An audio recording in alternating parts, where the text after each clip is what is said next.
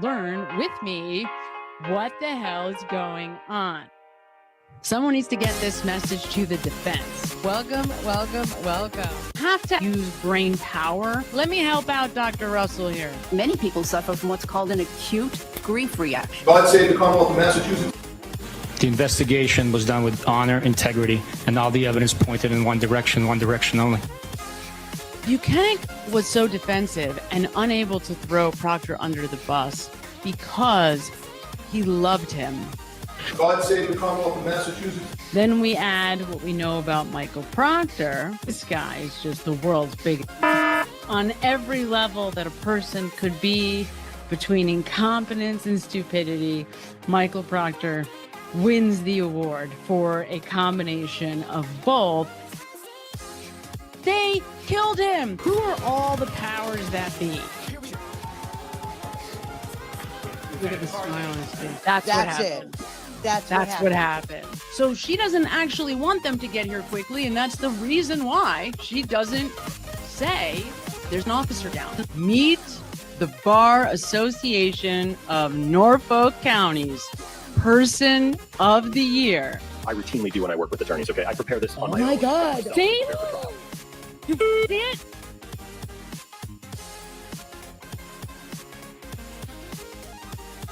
It is undeniable. God save the Commonwealth of Massachusetts. Holy you guys.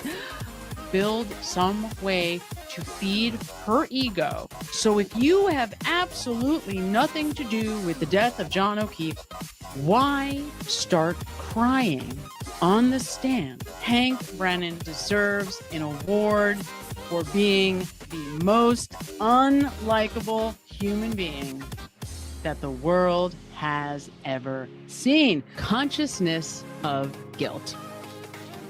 I would really like somebody to do the right thing in this case. Sergeant Barrows, is this the condition of the right rear taillight? Absolutely not. At no point do you wake up or go outside and say to somebody, why are you here? What if there was a gunman? Because you don't know. How do I know? There's 40 cops in front of my very small front yard. That's the bedroom window. Here's Sonny. Hey, hi, everybody. There's my friend. Hello. Sonny barks if you walk by my window and sneeze. God save the Commonwealth of Massachusetts. I wasn't going to record a video today, but then I stumbled upon this. Peter met with Adam Lally for lunch. During this lunch, Adam Lally told Peter that he knows the four-person... Oh, my God. This is not good. Now you're starting to see the blurs easier.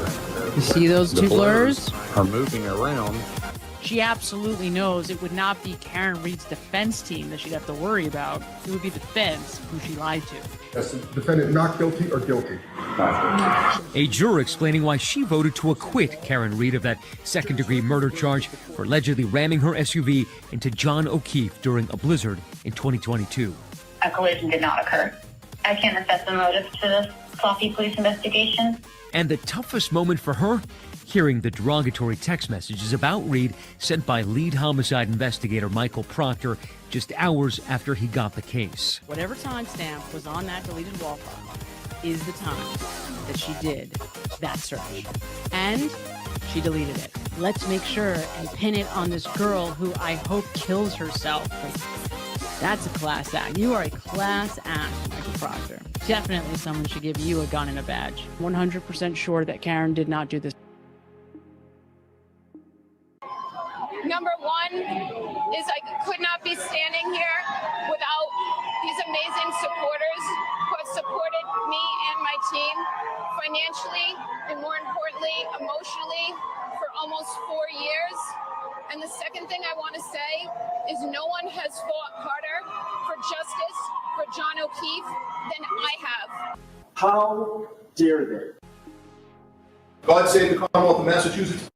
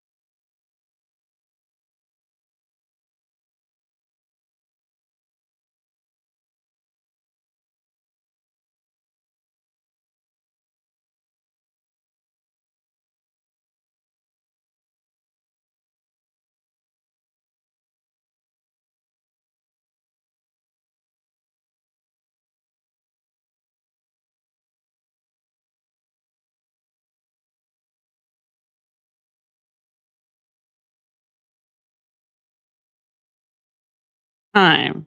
Every time. Every time with this.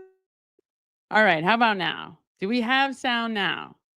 Can you hear me? Yes, there's audio. You hear me?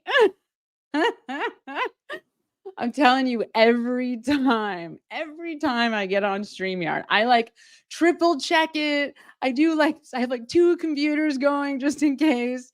And I finally think it's all fixed. And then you can't hear me. So there's that. Yeah. Okay. Well, welcome everybody.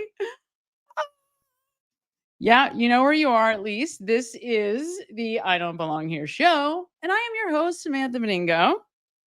And I am, among other things, a therapist, a scientist, a psychotherapist, and we're here breaking down the Justice for John O'Keefe case in case you didn't know where you were or what we were going to be talking about. So welcome. Hi, guys. Hi, everybody. So nice to see you guys. Of course, it's funny. It's like it's getting to the point now with like trying to be prepared that I should just give up because I should just know that something is going to go wrong. And that's it. That's all I can do is just, roll with it. So, it's a good thing that I'm relatively flexible. So welcome. Yeah, we're here. We made it. I am here. You are here. That is amazing. Boy, man, do we have a lot to talk about tonight. So kind of a quiet week in the, I guess melee of the post Karen Reed stuff, right? Last week was kind of a big week. We had all the hearings we had the hearing with Aiden. Then we had a lot of stuff. We had the new colonel, the Massachusetts State Police making media rounds, right? LTL Media put out the Proctor report, which I'm still going to put out a video on because there's a lot there that we didn't get to last week. So in the interim, I thought, all right, this is a good time to maybe turn my attention to some of the testimony that I just didn't get to spend a lot of time on. And of course, the other thing I should mention, of course, is that the Adelson case is just getting started, right? So, and that's going to be intense. That is going to be, that's going to be interesting. And I started, obviously we all know about the Adelson case because how can you not, right? It's just impossible not to know something about it. It's everywhere. It's been everywhere for many years now, a decade probably. But I had never dug deep into the family stuff. And man, wow, is that a crazy dynamic. So there's a lot there that's pretty interesting from a psychological perspective, certainly, that I just didn't really pay attention to. So that's kind of fun. It's a fun side thing. But I asked you guys, I said, all right, who should I focus on next? And everybody spoke and said, Jennifer and Matt McCabe. So that is what I did. I turned my attention to Jen and Matt. And wow, you guys, I will tell you, let me see. For some reason, I can't, let me get my comment situation moving here because I can't see you guys for some reason. It's just a shit show. It really, really is. Here we go. Hi. That's right. Opening statements tomorrow for the Adelson case. Right, because we had 2 days of jury selection. I wasn't paying attention. I do think some of that was public, or at least I saw that there was somebody running a live stream on something. So it's interesting. It's kind of a nice thing to have going on in the background. It's also, I got to be honest, this feels a little bit like if you're a sports fan, as I am, you grew up in a sports family, as I have. It's kind of like when your team isn't in the World Series. So it's easier, less anxiety provoking because you don't care as much about the outcome. Right. And so I kind of like the Adelson case because it's not as anxiety provoking. Wow. Right. There's coming off of the Karen Reed trial, which was just like every day. There was so much anxiety. So it's kind of fun. It kind of feels like a nice little, like, just to ease back into trials with something that does not produce a tremendous amount of anxiety. So that's kind of going to be nice. Yes, exactly. So yes, we have an Islanders fan in house. So completely understand, right? It's football season's coming back. And so if you're a football fan, you certainly understand that vibe, the feeling, right? Of when your team is playing. I forgot. I can barely watch football anymore. It's like, and I'm a Jets fan, so you can imagine what that's like. But anyway, so back to the topic at hand. So I started my deep dive into Jennifer Mccabe. Now, I will be honest and tell you that with Jen McCabe, it's a tough relationship for me because every time in the past that I've spent even like 10 minutes looking into Jennifer McCabe, it hits me once again that these people really did this. And it's like I'm re-traumatized all over again. And I know that sounds crazy. I know it does. But because I know that they did. It's not like I don't know that. It's not like I really think secretly Karen Reed is responsible for the death of John O'Keefe. I obviously do not. But when you have that like awareness, when you get that feeling like, oh my God, these people really did this. Like when you realize that you get that sense, it's like this full body awareness of what is really going on. And it's so evil and it's so horrible. And that is what happens every time I turn my attention to Jennifer McCabe. Now, here's what we have a lot to go through. Okay. Jen McCabe is tough because she is such a horrible liar, number one. And so her testimony is equal parts absolute fabrication and absolute admission. Like she gives away as much as she's making up. And that's what makes this really, really tough. It's very tough to watch and listen to. I see somebody else saying that. Yeah, it really, really is. Because she is awful and she has that voice and she's so combative with Alan Jackson, especially in the first trial. But I will tell you something. When I went back and started just over the last few days, even looking closely at the first trial testimony, wow. It blew me away how much is there. There is so much there. I don't know how else to say it. There's so much there. So, I mean, it's a lot. And we certainly have our work cut out for us tonight. So this is going to be fun. You guys are going to get a kick out of this. So yeah, I'm ready to jump right in. I'm having, of course, StreamYard is doing the StreamYard, whatever it does. So let me just take 1 second here because I know I'm not seeing everybody's comments and I don't know why. And I don't know if it's I guess I can try to figure it out as we go along. I don't want to waste too much time with this. All right, screw it. We'll figure it out as we go through. All right, so let's get started. Here we go. So we are going to be focusing tonight on the testimony of Jennifer McCabe. And, well, I'll tell you as we get started. We're just like normal moms. We're not used to this. Miss Jen McCabe, one of my favorite people in the whole world. Yes. Great question. Yes, this is a great question. So Josie Miller asks, as a professional, do I think she was medicated? I will tell you, absolutely she was medicated. Absolutely. I have absolutely no doubt she was medicated. But the question, and this is I'm being serious. I don't think it was tequila. She's medicated. I will tell you that my question, the question in my mind is not, was she medicated? It's what type of medication was she on? Because there is absolutely no doubt. My area, just for people that don't understand, my area of like expertise beyond substance use disorders and substance abuse and drugs and alcohol is mood and how mood operates and functions. Mood and emotion are sometimes used interchangeably. So we might talk about mood, we might talk about emotion, but she's, I think, been medicated for a while.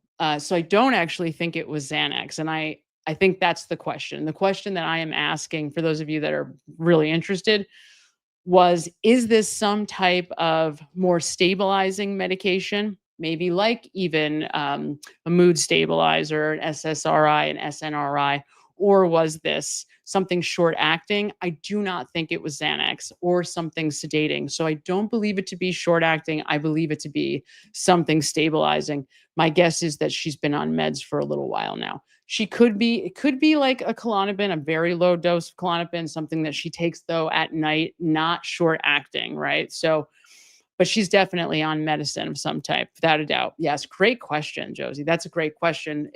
I have absolutely no doubt. And the reason why I can say that with certainty is because, the way that we show up, obviously, and the words that kind of come out of our mouth are mood dependent. So there's just no way that somebody could be so clearly one person at one point in time, and so clearly another person at a different point in time, unless and maintain that. In other words, this wasn't an act. She was on the stand for what, 4 days?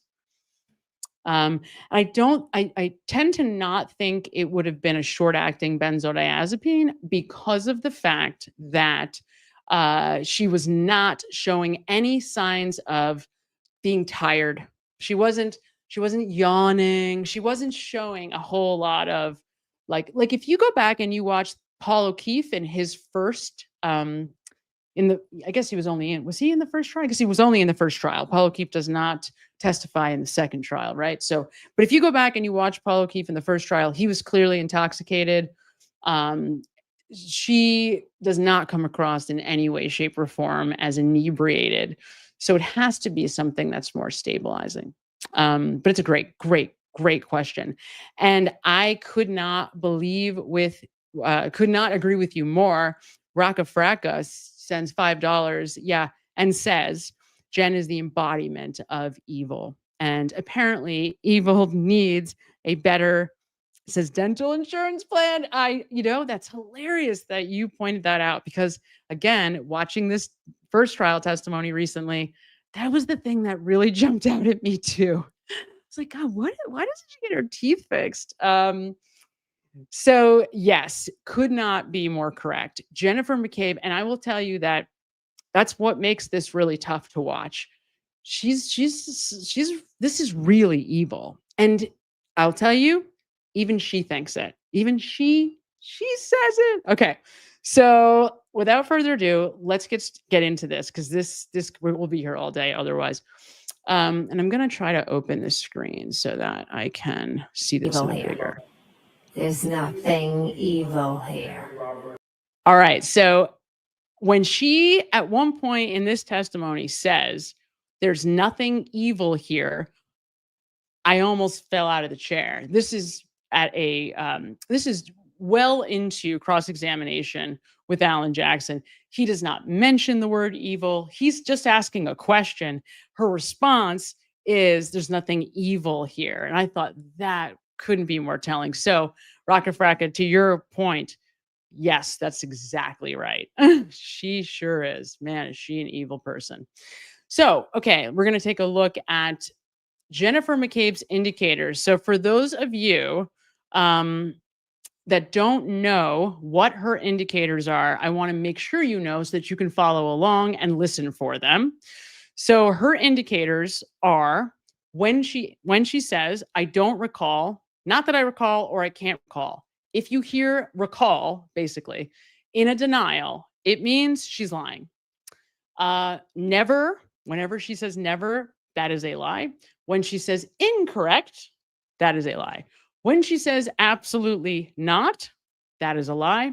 When she uncontracts her denials, that is a lie. When she says, to be honest, or when she tries to make herself sound more credible by saying I'm an honest person or I'm a good person.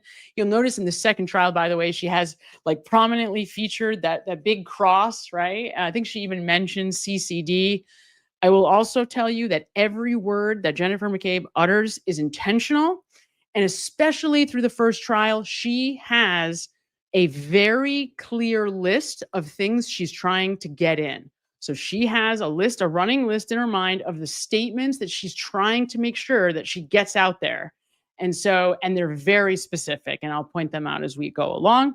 So definitely keep your eyes and ears out for that.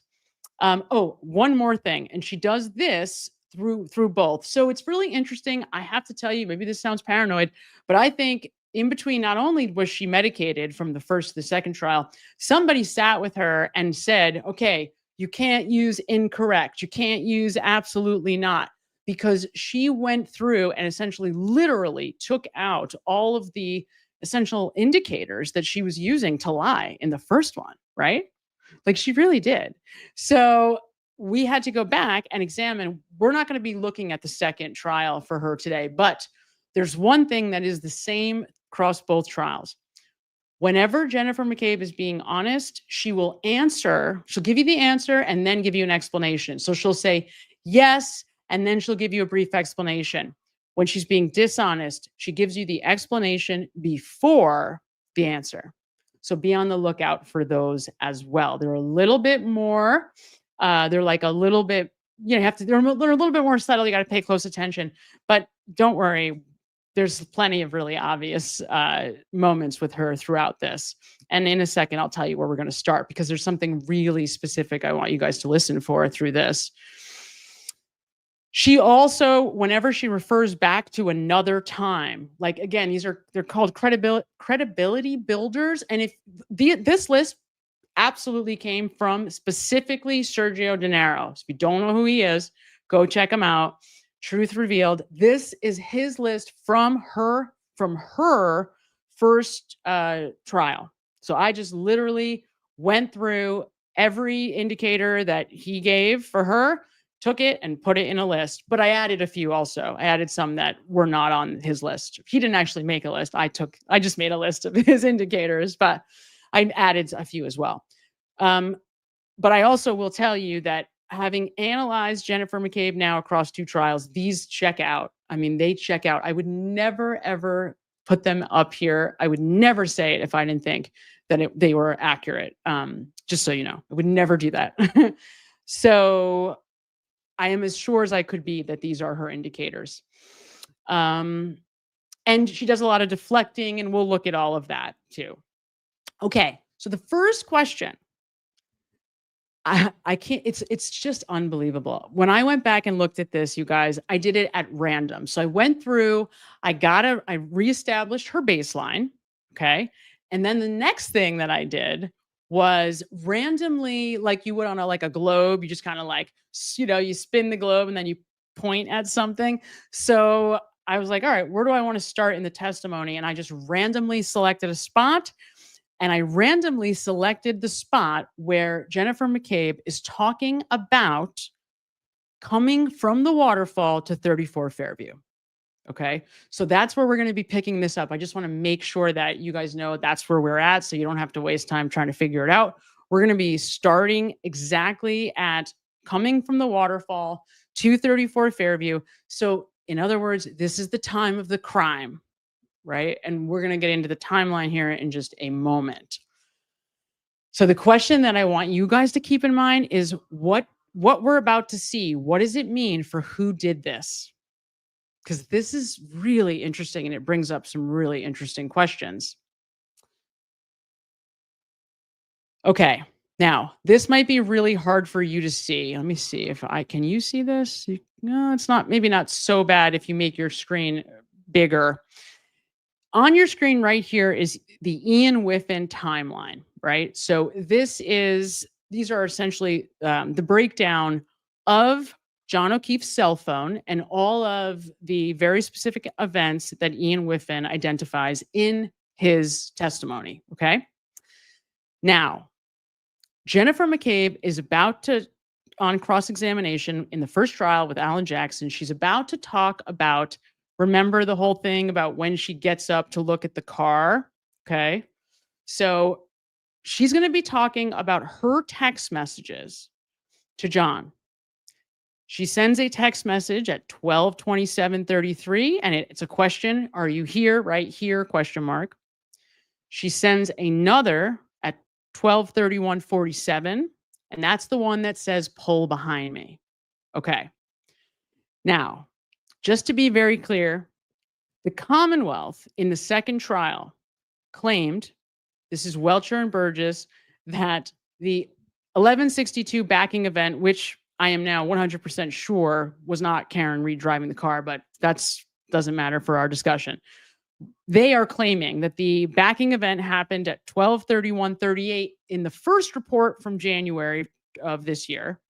And then the one that the second report that they released in the middle of the trial, they gave a range, and that range was 12:31:43 to 12:32:16. You will notice, by the way, that the phone continues to have action on it long after that. So the other thing that I just want to point out here, if it's not very, very obvious to you already, Jennifer Mccabe tells you that she is staring out the window at the exact second that the Commonwealth claims John O'Keefe was clipped and thrown onto the lawn by Karen Reed, right? Which we already know is an impossibility. Could never happen. We all saw that with our own eyes, that it was impossible. But just in case you weren't sure, what they are claiming is that Jennifer Mccabe is staring out the window at the exact same moment that right in front of her, John O'Keefe was hit by a car and thrown, 40 feet onto the lawn by the flagpole. Okay, so that is kind of where we are in this sequence of testimony. We're moving along, I promise.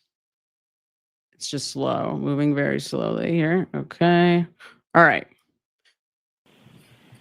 After you arrived and you noticed this SUV outside, you started paying somewhat close attention to it, did you not? I went to the front door and looked out the window at the vehicle, yes. Oh, right. So remember, in case you don't know this, you know how she keeps saying that she was looking out the window, the door. She kept getting up and going to the door. Well, in reality, it wasn't the door. It was the kitchen window, which we know because of other pieces of testimony, which I'll point out at a later time. But just for your own sake, when you hear her talk about getting up and going to the door, she actually was seated at the table in the kitchen and is turning around and looking out the window. So that actually places the car in front of the mailbox, in case you weren't sure. But just so you know, I just wanted to throw that out there. As a matter of fact, you texted as soon as you saw the vehicle, that 12:27 here, correct? Correct. And then a few minutes later, at 12:31, you texted, "Pull behind me," to John. Is that right? Correct.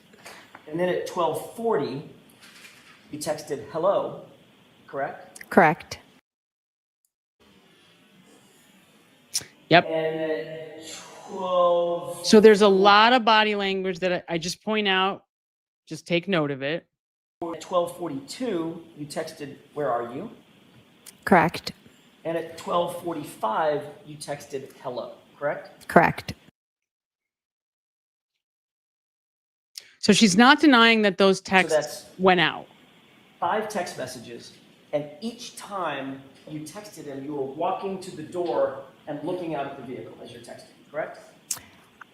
I know for the first 2 I was. All right. 2 I was. You testified at another hearing, another proceeding, on June 8th, 2023, correct? Correct. In that other proceeding, did you testify that you got up and sat down and got up and sat down every time you were texting? Possibly. Okay. So if you got up and walked over to the door and you see the SUV and you text, and then you walk away from the door and say, SUV, and you text. So here's the important thing about this, okay? This is the time of the crime. The reason why her body language during this very specific testimony is because right now is whatever happens to John O'Keefe, this is when it happens. It happens in between the first 2 texts when she was, and I believe her, I believe she was legitimately turning around, looked out, saw the SUV by the driveway, said, "Are you here?" Right? Then the car may have moved up a little bit closer to the mailbox, which would have been straight ahead from her across the window, not at the door, the window.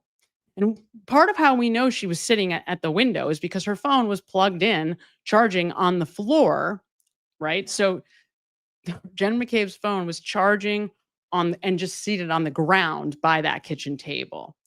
So those first two texts, they're legitimate.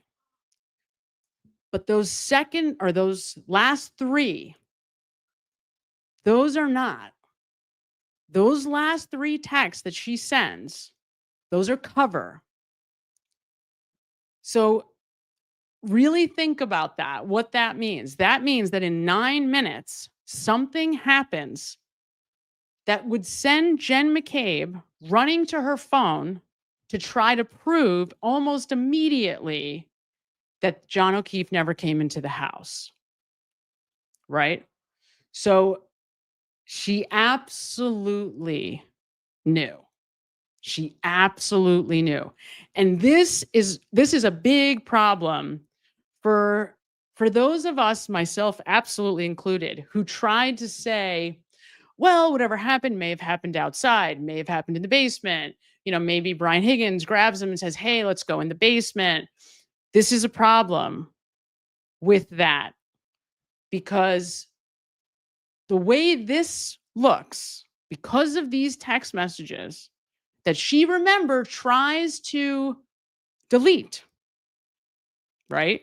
Because of these three texts that she then sends after like 12:45 around, I'll look exactly at the time, but it's like 12:40, 12:42, 12:45. Those last three, those are cover. Those are not. Those, she knows at that point that she's in trouble. They're in trouble. Okay. So, and we're going to see that more as we go through this. So the reason why I'm pointing out her body language here is because this is the time of the crime. And if this is true, if Jennifer McCabe in those 9 minutes is aware that something has happened to John O'Keefe, it almost certainly has to happen in the house, right? Almost certainly. Because how else in 9 minutes would she have been aware, if she's seated at that kitchen table, that whatever happened to him has happened? And exactly. And that brings up another question, which is, what would cause you in 9 minutes to be so panicked that you would immediately look to try to cover it up?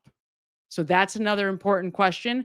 And it speaks directly to who might be responsible for John's death, right? So we'll keep going and it'll maybe get clearer as we go along. Walk away from the door and sit down for a second. That would be one text and one view of the SUV, correct? Yes. So if you did that at 12:27, 12:31, 12:40, 12:42, and 12:45, you'd agree that's 5 times that you were up and down looking at the SUV, correct? I'm not sure if I did it 5 times. How many times do you think you did do it? I know I definitely did it the first when I said here. I know I definitely did it when I said pull behind me, because that's when the vehicle had moved up a little bit.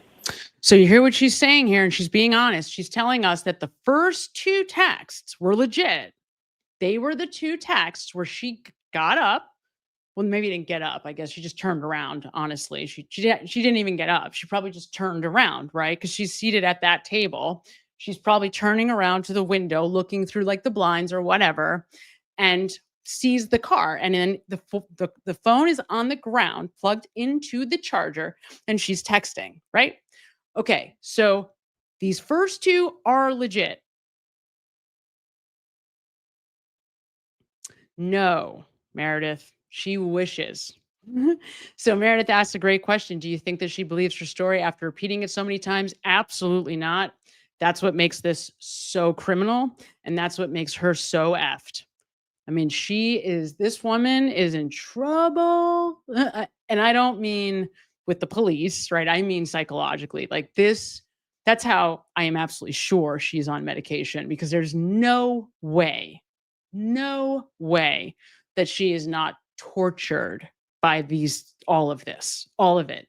And I want you to think about, we're going to get into this further, but the ramifications, because Carrie Roberts doesn't know what happened. Like, I would say probably half of the people in Jennifer McCabe's daily life believe that Karen Reed is responsible for this. Think about how screwed up that is. This is some sick stuff. Like, And then did you see the fear move up? and it brings up a really important question. Who is she covering for, right? Who is this woman? Who is she covering for? Why would she go to such great lengths to cover for Brian Higgins? Right? Why would she do that? Does that make sense to anyone? Right? Why would you go to such great lengths to cover for Brian Higgins and that quickly? So that's a really important question to think about. All right, let me play that. Again? A second time? Yes, that's when I told him to pull behind me. Okay, so that's the first time. So just so we're clear, when you first saw the Exactly. SUV, it was stationary, correct? When I first saw the vehicle, it was straight ahead, out the front door, stationary. Just as a reminder. And you texted here. Correct. Then you walked back over to the window, or, I'm sorry, to the door, to the storm door, and you said, pull behind me, correct? At 12:31. Correct. All right. At that point, you saw that it had moved up a little bit. Is that right? Yes. Okay. So if you saw it move up a second time, which you just said you did, then that would be a third time that you had to have seen it and texted, correct? Why would that be third time? Because it only moved once so far. You saw it move twice. So the first time I saw it, it was here, and I said here, and then the next time I texted, I said, pull behind me. So that was one time, two times. Keep going. She just can't get this, which I think is hilarious. Just, you know why? Because this wasn't what she rehearsed. She rehearsed something different, and Alan Jackson is calling her out on how the rehearsed testimony doesn't make sense. And so she's like, oh, she realizes it at a certain You point. saw it pull up again, a second time. So you saw it move twice. There it is. Oh shit. The testimony. Flagpole to right? further up. Here's her rehearsing out loud the testimony. That you're up to the door. Twice Okay. to the door. Is that yes? I'm telling you, my memory is twice to the door. Yep, that's and she's pretty good. Jennifer McCabe is pretty good at remembering the rehearsed stuff. She's terrible though when she doesn't use the rehearsed stuff. The That's door. how come she ends up admitting to half of this stuff. She gives it away.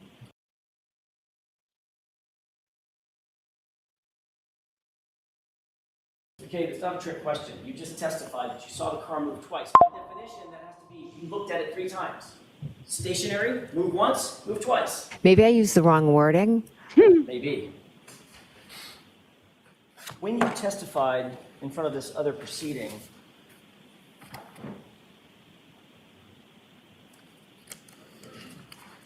didn't you testify that you walked up and sat back down 5 different times, watching that car and texting every single time? Would you be able to show me that? It's going to take a minute. Right. So we know that, they had a strategy. Brian Albert had told all of them, use certain words, right? Don't say, I don't know, say, I don't recall. Because how do we know? Because they all do it, right? They all do it. They all, when they get stuck, they ask, well, can you show me, So they had a strategy, but the problem with these folks is that they overestimated themselves and really didn't practice together enough. Their stories were not ironclad. Even like Chris and Julie, which we're going to take a look at later on in this video, say 2 different things about the time of the murder. So remember, there is no question. And Jennifer McCabe's extra 3 text messages where she panics and tries to alibi that John never came in the house by, hey, where are you? Question mark. Like, well, I guess you guys aren't coming in, right? So those next 3 texts, those are panic. Those are her panic texts, right? So it really begs the question, and I've thought about this a lot, because remember, and I don't know if Karen Reed, we'd have to ask Karen Reed, right? We don't know. But she says that she thinks she saw him break the plane of the door, right? She says she thinks she remembers him breaking the plane of the side door, which would have been walking into the 34 Fairview family room. And if that's true, then there's 9 minutes. Then something, let me say it this way. I don't see how the people, the entire group in the house doesn't know what happens. Opportunity, Ms. McCabe, to review those few pages from your testimony in June of 2023. Yes. Did you talk about, you were asked about getting up and sitting down and looking at the SUV several different times and texting? Yes. In fact, you indicated that you got up and looked outside through that storm door several times, correct? Yes. And as a matter of fact, you looked every single time that you texted. You indicated that you looked out at the SUV and saw something that prompted you to text something. Which, by the way, just to reiterate, means that if the Commonwealth was correct, if Karen Reed was responsible for this, Jennifer Mccabe would have been staring out the window at the exact time of the crime. That is what Jennifer Mccabe has testified to on a number of occasions, right? Because this, as you see, Alan Jackson is trying to discredit her with prior testimony from 2 different grand juries, from a federal grand jury, right? I mean, she's already given however many statements to this point. This is only the first trial. So, and you see that that's a problem for the Commonwealth, because that would mean that Jennifer Mccabe would have seen it. I mean, there's no question that she would have seen it. Correct. And then after the last time, which would be 5 times, 5 texts, 5 looks, after the last time you texted, you got back up, which would be a 6th time, and the SUV was gone. Just chronologically. Correct. My husband and I were both getting up and looking, so... I didn't ask you about your husband. Okay. Just about you. The answer is correct. Yes. Okay. We'll talk about Matt a different time. He's a whole other story. Right. So here they are. Here are the texts that would be after John's death. And these are the texts that she tries to, again, they're like alibi texts. So she throws them out there so that it looks like he never came in the house. And this is where the question about Colin Albert becomes so important. Because why,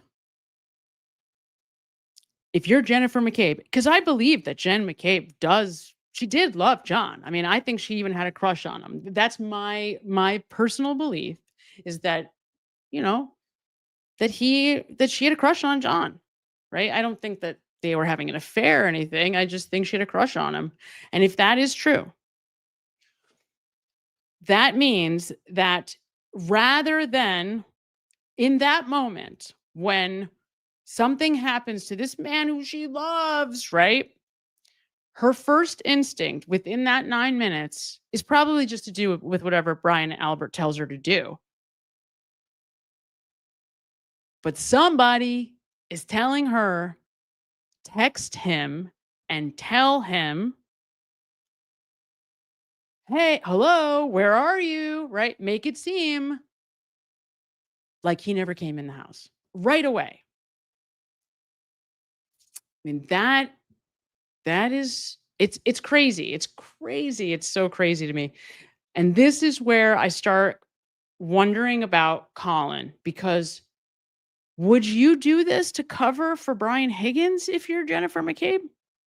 Would you throw your entire life, your family, you have 4 kids, would you be willing to throw all of that away for Brian Higgins? I don't know. Maybe you're just doing whatever Brian Albert tells you to do, and that's what happened here. But it just, I'm telling you, those next three texts, those second three texts, it is very clear from Jennifer Mccabe's testimony that those are not in her psychologically. Jennifer McCabe separates those first two texts from the second three. Okay. So those first two are what she's claiming. She did look out the window, right? But those next three, that's not what those were. So whatever happened, and when you look at the timeline, at the exact time in between Jennifer McCabe's texts, you might remember this from the trial of the cross-examination of Ian Whiffen. Alessi points out that during that exact space, when the GPS starts registering at a higher level of accuracy, it's showing up closer to the house. So what it appears to have happened, John, and that's at the exact same time, coincidentally, where we see those steps, those Apple Health data steps, right? The 84 feet, or is that 84 steps? I forget exactly. I think it's 84 feet. But that whole sequence is happening at the exact same time. And that entire sequence is happening in between Jennifer McCabe's text messages to John. Okay. So what does that say about what could have happened? Because again, this entire time, I'm trying to keep John out of the house. I'm trying to say, oh, the people in the house didn't know what happened. They didn't see anything. They're innocent. Sarah Levinson, right? Julie Nagel, they didn't see anything. But this Jennifer McCabe's testimony makes it really hard for me to believe that. After going through this line by line over the last 2 days, I'm having a hard time believing that it is not exactly what it is. He walks in that living room and immediately is hit by something.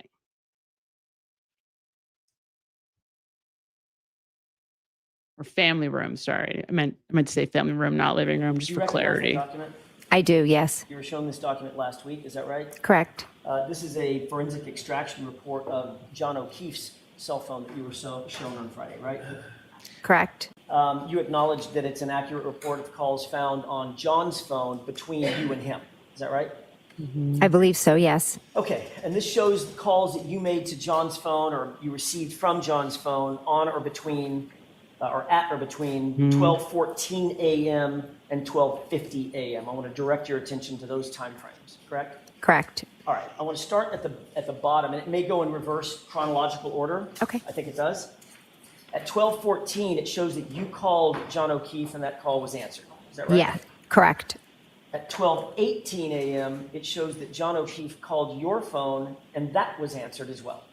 Correct. And then at 12:29 a.m., you also called John O'Keefe's phone and y'all had a short conversation as well. Is that right? No. The record shows, I think it shows, pardon me.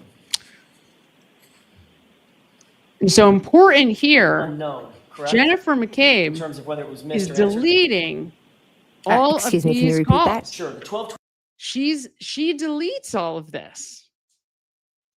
And we get verification because of her indicators, which you're going to see here in 29. a I want to minute. concentrate on the 12:29 a.m. call. Okay. That one in the Celebrite extraction, it shows in terms of whether the call was answered or not, the status is unknown, correct? It's on the last page, Yeah, second row from the top. at 12:29. Unknown, yes. Unknown. However, you've already acknowledged that y'all did have a short conversation on that 2:29 No, call, correct? we didn't speak at 2:29. We spoke at 12:14 and we spoke at 12:18. We never spoke at 12:29. So you're indicating that the 12:29 call was either missed or otherwise? Went to voicemail, something? The 12:29, yes. Okay. I want to show you a document. Well, let me ask it this way. According to this, there were 6 more calls Between your phone and John O'Keefe's phone. Correct. Count it, correct? 1, 2, 3, 5, 6. And that's before, or that's up to 12:50 a.m. 6 right? calls. Correct. All right. I'd like to show you another document. Or if I could approach briefly. 6 calls. May I? Yes. Thank you. I'll take, so we don't get them mixed up, I'll take exhibit 90 back. Okay. Thank you.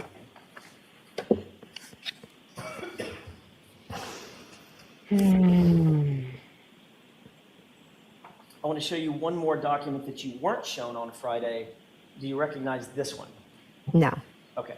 If you look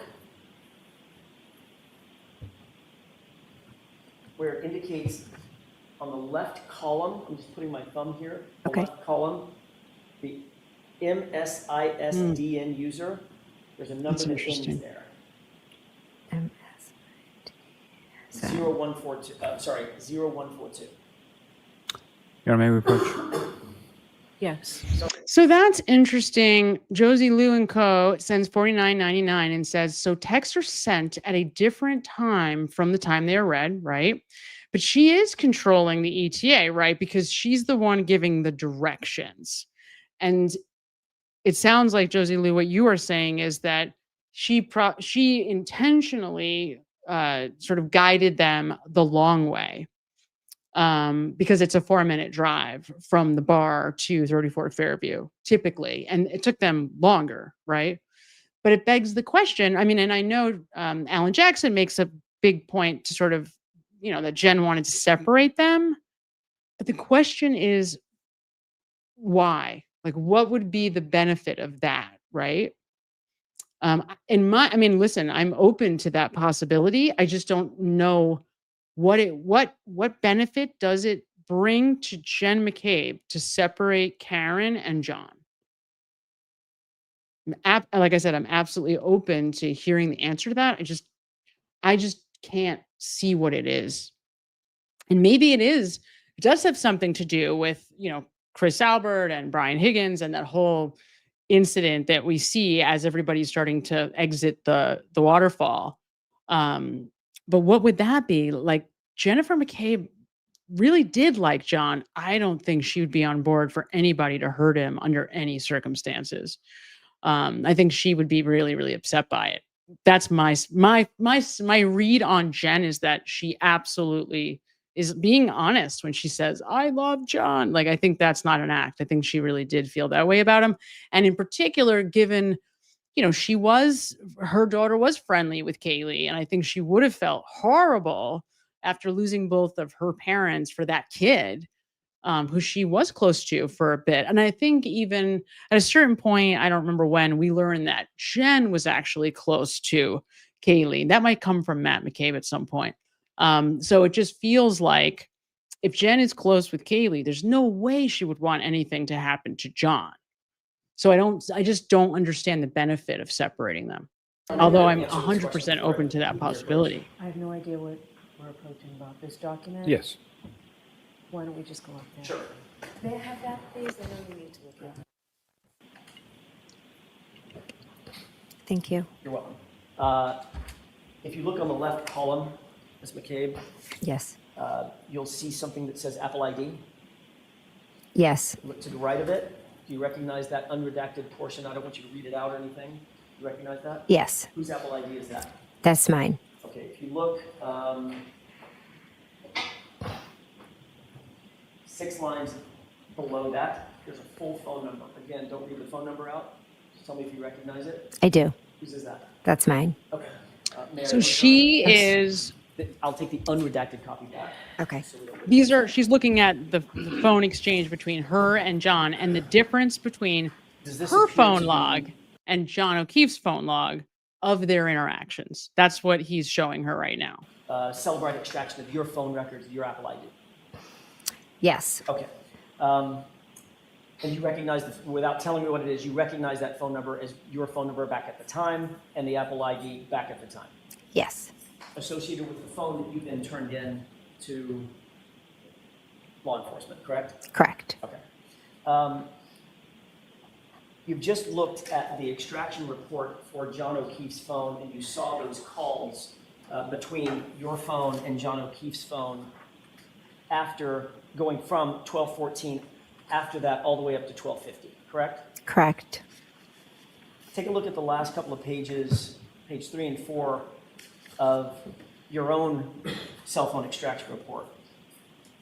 So 1214, Call 1250. listed between you and John O'Keefe for January 29th between 1214 and 1250. There are calls to a number that I'm assuming is John. What I'm time? just not sure. I see a call. Wait a minute.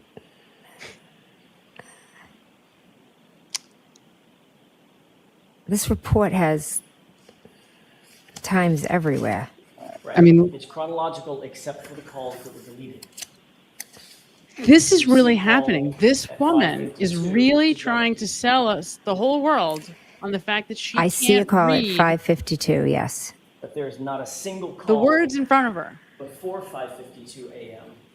between 12:14 and 12:50 a.m. Is that right? Not one. So she deletes. I mean, think about the consciousness of guilt, right? I mean, if you have a true crime proclivity, you hear the consciousness of guilt sort of all the time, right? It comes up all the time. But I've never seen people more guilty of consciousness of guilt than this group of people, and Jennifer Mccabe in particular, right?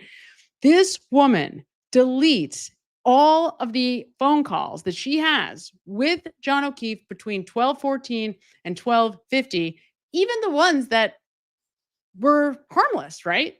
There's nothing. The first phone call, we have to assume, was relatively harmless, right? It was about the directions. So she's doing this in a panic, right? That's the only way to make sense. Why would you delete these unless you're like, oh my God, I better get these off my phone. I better get these before I turn it in, right? So her behavior during this time is impulsive, it's panicked, and it is the most egregious evidence of somebody who is trying to hide something, right? It's consciousness of guilt by definition. It is the most textbook version. Like, It's very hard to. Why delete these? This report trumps time-wise. So you can look at every single time on the report. There's not that many. Mm-hmm. I'm just trying to say that it goes from 7:21 to 5:52 to 7:33 to 7:49. There's no order. They're out of order. No order. But if you look at Oh, one of the God. entries, It's painful to watch. It really is. 1218, or any of the subsequent 1229, any of the subsequent phone calls, they're all shown on John O'Keefe's phone extraction. Would you agree with that?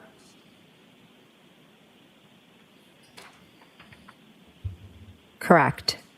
May I approach? Yes. Thank you.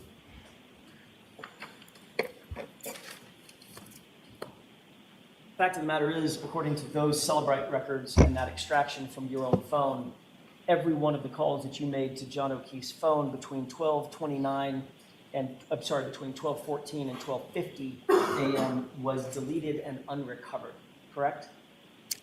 I didn't understand that report, and I'm not an expert.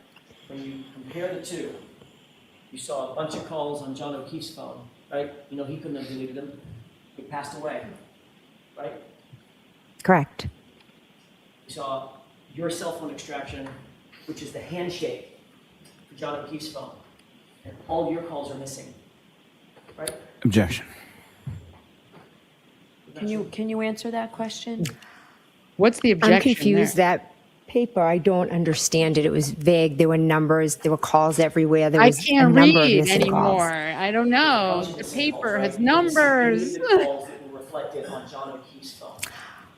Is that I right? mean, Yes or no? They're this not there. woman, think about this. She actually testified. This really happened. Could you imagine it's like this, she really got on the stand and tried to pretend like she couldn't make out the words on the page, because what else was she going to do?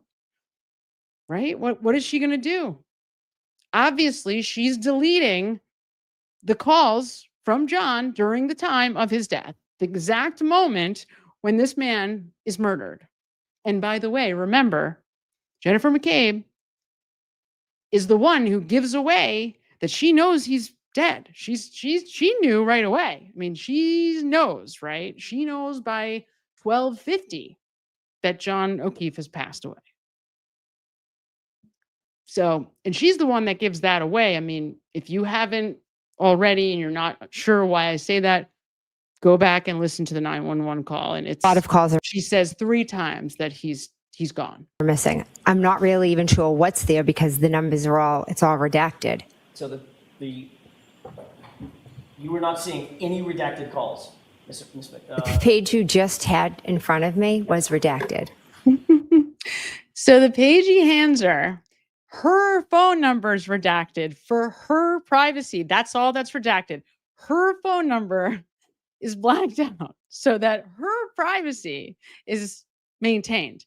And then she turns around and tries to say to Alan Jackson, well, it was redacted. I don't know what was on this page that you handed me that for some reason shows that my phone calls to John O'Keefe and his to me were deleted off my phone. I have no idea how that could be. Oh, and by the way, Michael Proctor doesn't know any of this because he never looked at her Cellbrite report. It's now an exhibit. It's now an exhibit. Your personal information was redacted. None of the calls were redacted now. The numbers, I don't know people's phone numbers. I just have them as contacts. Ms. McCabe, you just said a second ago, and we can do this all day long, or we can just make it simple. The fact of the matter is that report did not show any of the calls that John O'Keefe's phone report showed, correct? From 12:14 to 12:50. I believe there was one on there. 5:52. That's the next morning, ma'am. Right? Were there other calls in that time period on the Celebrate? You just said there weren't.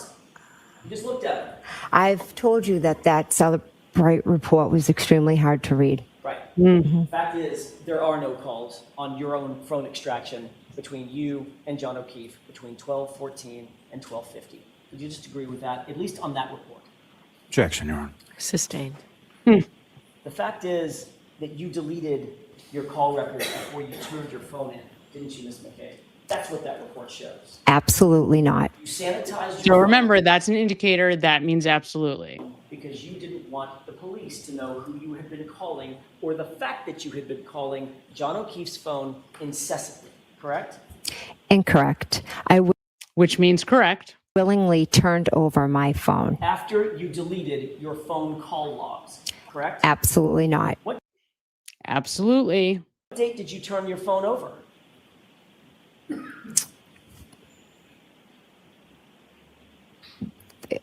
Possibly February 3rd.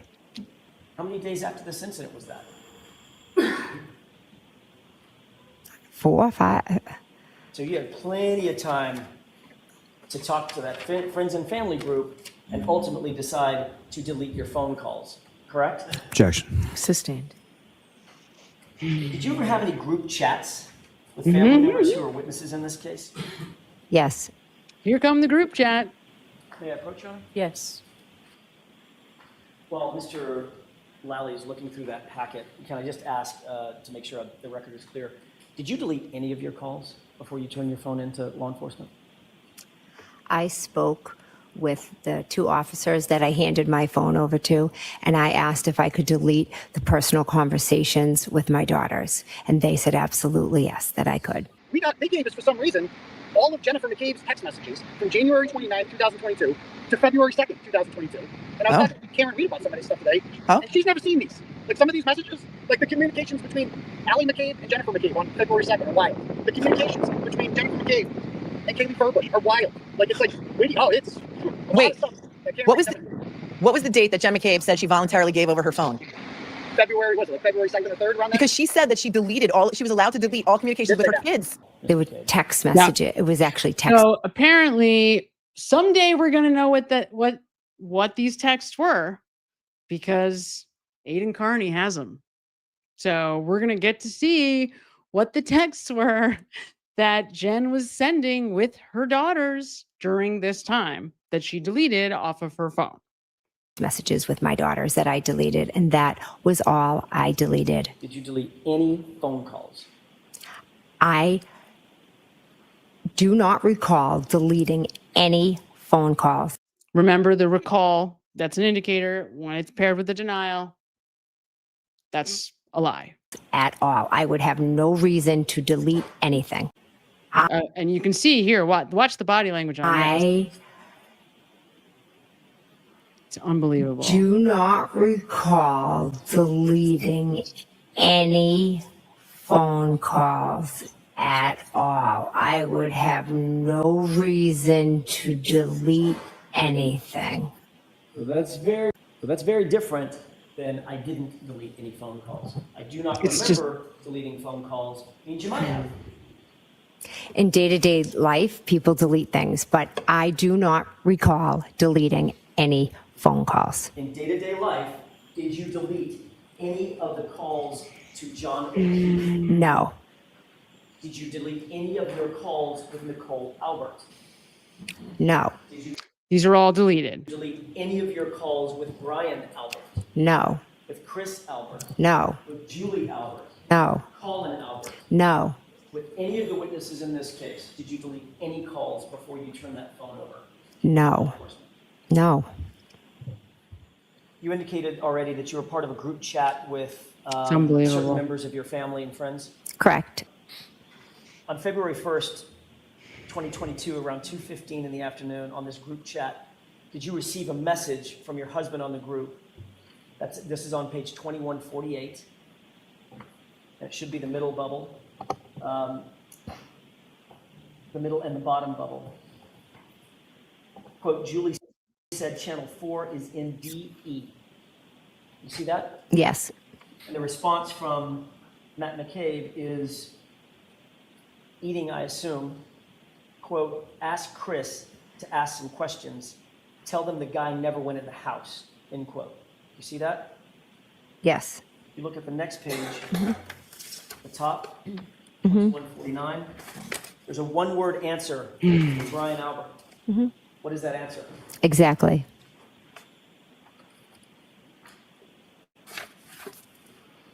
Does it appear to you from this chat that Matt McCabe was directing witnesses, specifically Chris Albert, what to say to the news media? Objection. I'll allow that. Is that what you're seeing? That is not how I would understand this. He never went in. Tell them he never went in the house was the story that had been concocted between and among this group of people on this chat, correct? Objection. I'll allow that. No. John never went in the house. It wasn't a story. It was the truth. That's a never. The truth. So now we have two indicators, right? She said never, and then she's claiming, honesty. Like it was the truth right then. It's brutal. And it is the truth.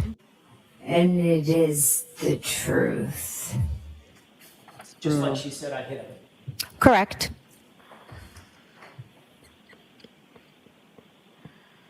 So according to this chat, at least, at the very base level, think about this. These people want you to believe that they are innocent witnesses and had nothing to do with anything. Not only that, but they love John and they're such good friends and they loved Karen. I mean, it's like one witness telling another witness to give certain information to the media that could be useful to the group, correct? Tell them the guy never went in the house, right? Objection. Sustained. Matt McCabe was directing Chris Albert. Chris Albert wasn't even at the house, was he? Okay, this is an important question. Watch. Chris Albert was not at the house, no. Chris Albert was not at the house, no. Time of COVID, she's in a COVID mask. She's all alone. I don't know if her jeans were ripped. I mean, she wasn't ready for prime time at that point. She'd be the first person to tell you. I I had talked to her that weekend before she was arrested, and my view was, and I expressed this in court, that she was likely going to be facing a charge of motor vehicle homicide, which is, it's often prosecuted in district court. It doesn't even get indicted in Massachusetts. So my first inkling that this was going to be something different was when I saw the manslaughter charge. And then, that afternoon after arraignment, I go back to my home office where I'm sitting right now and, call back somebody who had called the office to say, hey, you got to look at the people inside that house, the homeowner and his nephew. All right. So this, Josie Lou and Co. So let me just finish your thought here. Chris left after John. Matt was inside when John left. We're talking about the waterfall. She needed to make sure all were at 34 Fairview before John got there. A quote, party, dark house. John was the only alien to it. The landmarks were Bella's mom's. She knew exactly how long before they arrived. That very well all might be. And the question for me there is, what's the motivation? So that's where my brain immediately goes, right? Like, what would be the incentive? Because as I said, I think Jennifer Mccabe, did love John and certainly wouldn't want harm to come to him, if for no other reason than because of Kaylee, because she was close with the kid, right? With his niece. But never, I have had a hard time placing Colin for a long time, trying to figure out, like, is Colin Albert involved? Is Colin Albert involved? But all of a sudden, and I will tell you that I could not figure out, why is Chris Albert on ABC after the Karen Reed trial, after the verdict, with all these other people who were in the house, right? Why does Chris keep kind of like lumping himself in with this group? If he wasn't at the house at all, if he leaves the waterfall and he goes home and that's that, he wakes up, he's got no idea, totally oblivious to anything happening. He wasn't there. He doesn't know. He just, Julie comes and gets him after she drops off the donuts, that whole ridiculous story about the, bringing Brian Jr. donuts in the morning. Oh, and then Brian Albert asked her to come into the house, right? Then she goes and gets Chris and brings Chris back to the house. That, we are being told, is the first time that Chris Albert knows anything about this, which of course we now know from Jennifer Mccabe is not true. So what Jen just told you is that she did see Chris Albert. So Chris Albert was at 34 Fairview. According to Jennifer Mccabe, that's what she just told you. So why is Chris Albert at 34 Fairview? Now, many of us have suspected for a long time that it would have taken several men to move John, move the body. So that, okay, right? Could it be Chris Albert? Could it be Kevin? Could it be all three? Could it be somebody, whatever. So now all of a sudden we have confirmation that Chris Albert was at the house. Like, wait a minute. This starts to change things now, right? In my mind, now I'm starting to ask questions. If Jen Mccabe in 9 minutes, during the time that John O'Keefe walks in that house, is already that quick to try to alibi that John never came in the house, and that's what those second sequence of text messages to the phone are, right? Basically her saying, what happened? Why didn't you come in? Just to make it look like he never came into the house. Then why? Like, what happens that they jump into panic and immediately she grabs that phone and starts texting on it, which seems like just a terrible decision by any stretch, but nonetheless appears to be what they do. So let's see what they have to say. Those injuries to your knuckles look an awful lot like the type of injuries that you would get in a Objection, fight. Your Honor. Sustained. You ever been in a fight, sir? Other than with my brothers, no. You've never been in a fight? Nope. Your entire life? Other than with my brothers, no. Never hurt your knuckles before? Not sure what you mean. Never hurt your knuckles in a fight? No. Very well, maybe. As far as your son, Colin, do you know sort of where he was that night? Yes. So he was at my brother Brian's house for my nephew's birthday. And Now you're going to see, so I've watched a lot of Chris Albert, actually. I've never done a video on it, but at one point I watched his testimony very closely. So I do have a baseline that you obviously haven't seen to this point, but as soon as Colin is mentioned, his face and head turns red, and you can see it. He almost looks scared, and his face starts to turn red, and it's really noticeable. So you may not have a baseline to be able to compare this to here, because I'm just showing you a clip of the part where his face is red. he came home sometime after you, is that correct? Correct. And essentially you came in, went to bed, so do you know what time your son came home that night? I know that. Do you know? Just answer yes or no whether you know. Yes, And how do you know that? because he opened the bedroom door and said, "Good night, guys. I love you. I'm home." Leave before I hit your shit, before I run your shit, before I fucking chug a beer and hit that shit. They immediately will always come in the door, maybe grab a water out of the fridge and come upstairs and give me a kiss goodnight and tell me that they're home. So you see what we have here. We have Chris saying that he peeked his head in. He opened the door, peeked his head in, and said, "Hey, I'm home." Then we have Julie saying, "Oh, he came and he gave me a kiss, and we had a whole conversation about, oh, you hope you're feeling better," which I don't know. I mean, does Colin Albert strike you as the kind of guy who's going to come upstairs and give mommy and daddy a big kiss and hug goodnight? Because I don't, maybe he is. Maybe he's a mama's boy. Yep. Could be. It could be. Very well could be. Seems like a bit of a stretch. Okay, so Steph J sends $1.99 and says, yeah, they were going to tell John about the kiss. So that's really interesting.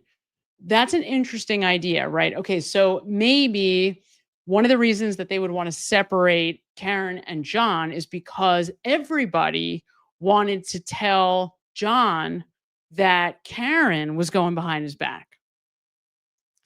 That's an interesting question. That's an interesting theory. I don't know why that's never dawned on me before, but that's an interesting theory that everyone knew. It seems a little odd because Jen is so friendly with Karen at the waterfall. So at some point, just before they're about to leave, she must get word, right? I mean, ultimately, that's what would have had to have happened, that she would have had to get word that, you know, like the game of telephone, it goes around the table at the waterfall, that, you know, she's been talking and texting with Brian Higgins and that they want to try to tell John about it. Okay. I could definitely buy that. That's all right. That makes sense. Very, very possible. You got your Benton's boys. I will beat all your asses. Colin came into your room at some point? Yep, he came right upstairs. Yes. Talked to him, obviously? Yes, we talked for a minute. He asked me if I was feeling better. And yeah. I just said, I'm going home. My mom wants me home. I love you guys. Bye. All right. So this is interesting. So it seems like what you guys are saying is that the whole group was looking out for John's best interest, is really what you're saying. They were looking out for John's best interest and wanted to, you know, have the talk with him. Like, hey, we need to talk to you. So it wouldn't have just been Brian Higgins.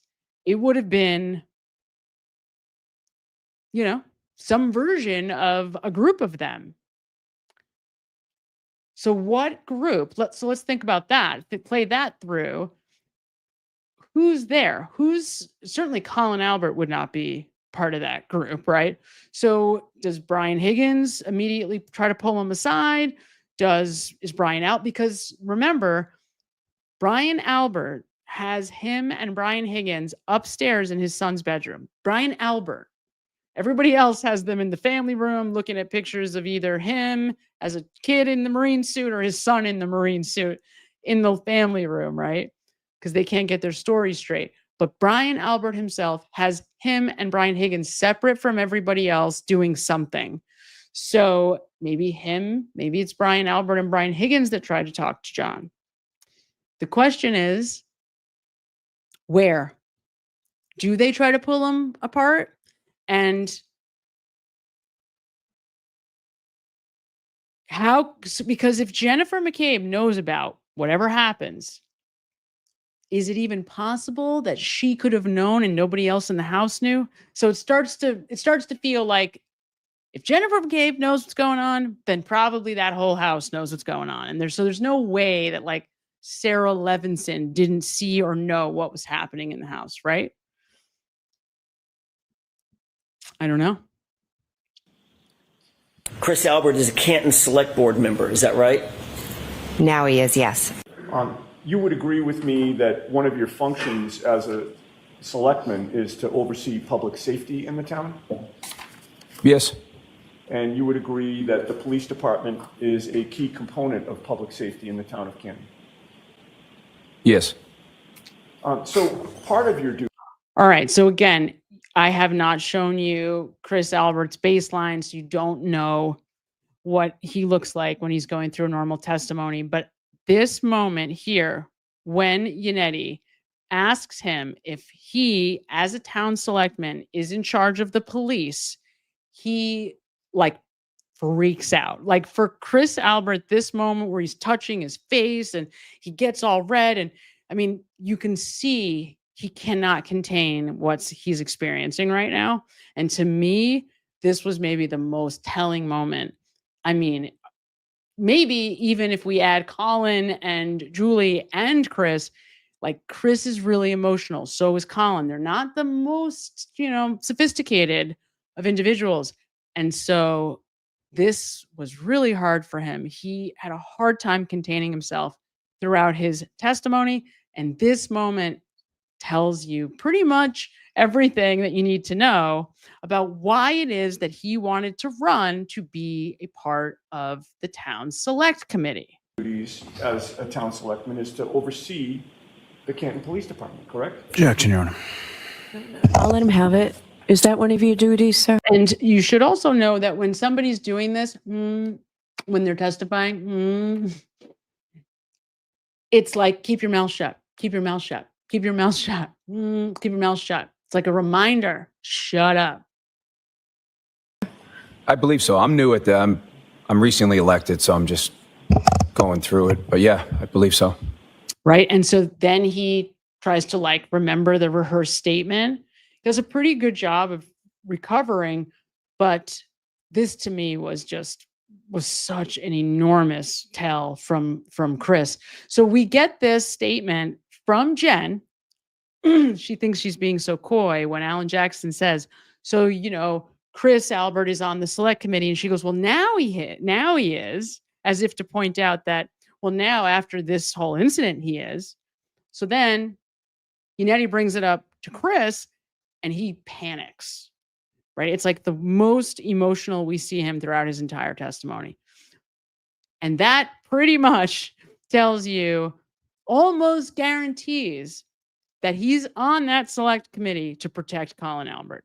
So when I start piecing this together, I'm having a very hard time not looking and saying, this Colin Albert must be. I mean, first of all, Chris Albert at some point is at the house, and most definitely Colin Albert is there. And we're not looking at his testimony today, but there's a lot of indicators in Colin's testimony that he sees John, where he admits he sees John. He doesn't say it outright. You have to, but I don't know. I'm having a hard time. This whole situation with Jennifer McCabe's text messages, it really looks to me like those second three are cover. Then she deletes them, which is clear evidence of consciousness of guilt, which starts to look like they knew immediately what happened here. Because, right? Why else is she texting him and calling the phone incessantly the way that she is? And you became a town selectman shortly after Kenny Berkowitz retired, correct? I know. I'm not sure when Kenny retired. But you would agree with me that. And then there's another point that comes out. Again, this has been staring all of us in the face the whole time, but it just didn't seem as important because I'm looking at Brian Higgins. But, you know, Chris Albert has connections up and down. He's really close with the former chief of police. He's close with Mike Lank. They go back to 8th grade and they were close through their 20s, right? Mike Lank helped Chris Albert out of a jam, I think twice. Mike Lank helped one of the other, Tim, I think, Albert out of a jam also because of his relationship with Chris. So Chris has all of these relationships, you know, obviously Brian, you know, too. Brian seems more feared, but it does start to, right? I mean, Chris was so close to Michael Proctor. Michael Proctor keeps Colin Albert out of the report. Michael Proctor eliminates Colin Albert from the house altogether, not just after, you know, he doesn't just put in the report that Colin Albert left early. He doesn't even put Colin Albert's name in the report to begin with. That's how close Chris was with Michael Proctor. Kenny Berkowitz has both personal and professional relationships with you and members of your family, correct? Can you rephrase that? You would agree with me that the former Canton police chief, Kenny Berkowitz, has both personal and professional relationships with you and members of your family. Objection, Your Honor. It's the same question. Go ahead and answer that question. I'm not sure I agree with that question. Well, your brother Kevin Albert worked under Chief Berkowitz, correct? Correct. Would you consider that to be a professional relationship? With them two, yes. And your brother Brian Albert attended Chief Berkowitz's retirement party, did he not? I have no idea. But your brother Brian is also a friend of Kenny Berkowitz, is he not? He may be, not sure. And as far Now, as in case anyone's not up to speed on Ken Berkowitz, chief of Canton Police, who not only was in the Sallyport when the SUV pulls in, so he's the third guy that's standing there with the beanie cap. He kind of, at first glance, looks like Michael Proctor, but Michael Proctor's the smaller, skinnier one standing next to him. He has glasses on. So Berkowitz is there. Remember, he's also the one that Ms. Kelly Dever puts in the Sallyport for a wildly long time with Brian Higgins, right? And speaking of Ms. Dever, apparently she's resigned this week. Well, probably the best move she's ever made in her life.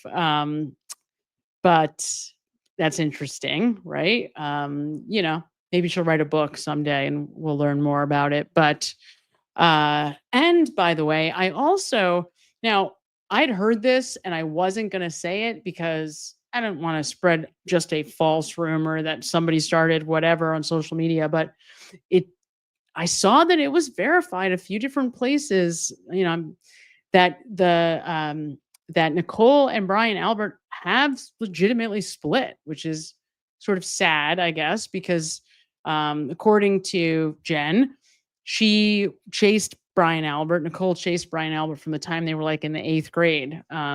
So it's sort of sad that this whole thing would destroy their relationship. I mean, I guess this seems pretty obvious, right? So Aunt Bob sends $9.99 and is asking, has anyone's to think about what would have happened to Karen? Mike's sister and I talk about this a lot. What would have happened to Karen Reed had she gone into that house, right? Could you imagine? Could you imagine if Karen had gone into that house? I mean, God only knows. Walks into the house and sees John, you know, who knows? It's so sad to think about. And I guess, you know, Aunt Bob, this is kind of what people in the chat have been talking about. Why would have Jen tried to separate Karen? And it seems like the consensus from folks in the chat, maybe because people wanted to tell John about the fact that Karen was, flirting and had made out with Brian Higgins, that they were trying to do right by John to let him know that Karen's going behind his back. And I could see that with this group. I mean, they act like children, certainly. That is kind of a teenage thing to do, right? Get your friends, try to separate her so the rest of you can tell the boyfriend that, she's not going behind your back. Like, I could see that. I could definitely see this group doing that. I mean, it sounds so childish, but I could see it. Yeah. Ties to the Canton Police. Sad. You agree with me that Lieutenant Michael Blank is a member of the Canton Police Department, correct? He is. And you've been friends with him for years, correct? I've known him for a long time. You've been childhood friends with him since the age of 12, correct? Somewhere around there. Maybe earlier. And you're tight with him? I don't know if I call it tight. Sorry, Matt McCabe, your husband, telling Chris Albert, who was never at the house and would have no personal knowledge of what happened at the house, to specifically say, the guy never came in the house. The guy, by the way, being John O'Keefe. Right? That's what he wrote. I mean, think about that. Think about the fact that Matt McCabe writes that in a text message to these guys. The guy never came in the house. Here we have Jen McCabe. Oh, we were so traumatized and right. And then when you start to hear, and I think I included in this video because it's so striking when you start to hear this group text and the way that they're talking to each other and the way that they're talking behind Carrie Roberts' back. I mean, it starts to feel like evil. Like it really does. I mean, it's just nuts. Like almost, and this is where, people always ask, do they believe their lies? Absolutely not. Nope. I think though for Jen, she's the one who at the end of the day has worked so hard to put this actively on Karen Reed and has had to manipulate Carrie Roberts and has kept her so close. Could you imagine what would happen if Carrie Roberts ever woke up one morning and realized that Jennifer McCabe is responsible for the death or was there when whatever happened to John O'Keefe happened? Could you imagine? Like, wouldn't you want to be a fly on the wall when the feds showed up at her door with all the evidence and are like, yeah, hate to be the bearer of bad news, dear, but your BFF, the girl who you went through the traumatic experience with, yeah, she's been working you real hard from the jump. It's really sad and scary and horrible. It really, really is. LM sends $20 and says, I hope someday the O'Keefe family finally opens their eyes to the McCabe lies they fed them and makes a public statement to denounce the lot of them. Man, I do too. I really, really do. But I've said this before. If you're Peg O'Keefe and Paul O'Keefe, it would be scary, I think, to admit because you have to think, I mean, Jennifer McCabe calls Peg all the time. Like, these people have worked themselves into the fold. They've stayed really close with the O'Keefe family. So much so that even if they start to go down that road, like even if Peg had the thought for a second, maybe there is something funny here, the immediate follow-up to that would be, no, because it would be terrifying. Imagine that you realize Brian Albert is responsible for this. And then, oh yeah, he's been at your house. He's been trying to help you. His wife has been, bringing you dishes to the house. I mean, they've been carting around her grandchildren. I'm sure they've been taking the kids to different places, right? Different sporting events, taking them out to eat. Like, imagine showing up at the wake and the memorial services, and just imagine what it would do to your psyche once you realize that those people have been smiling in your face for all this time and then secretly were the ones behind your back the whole way through.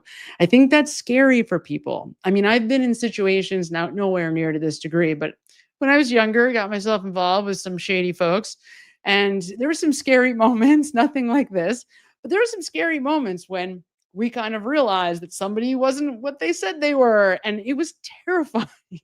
like, like this is scary, right? This to me has a vibe like that and would be terrifying, just terrifying. So I think that the O'Keefe family is doubly incentivized to not ever come to terms with this, not unless somebody shows them such clear, definitive proof that there's no other conclusion that they are able to come to. And at this point, I mean, let's take the entire defense, including the SUV, out of the equation and just look at the Commonwealth's case.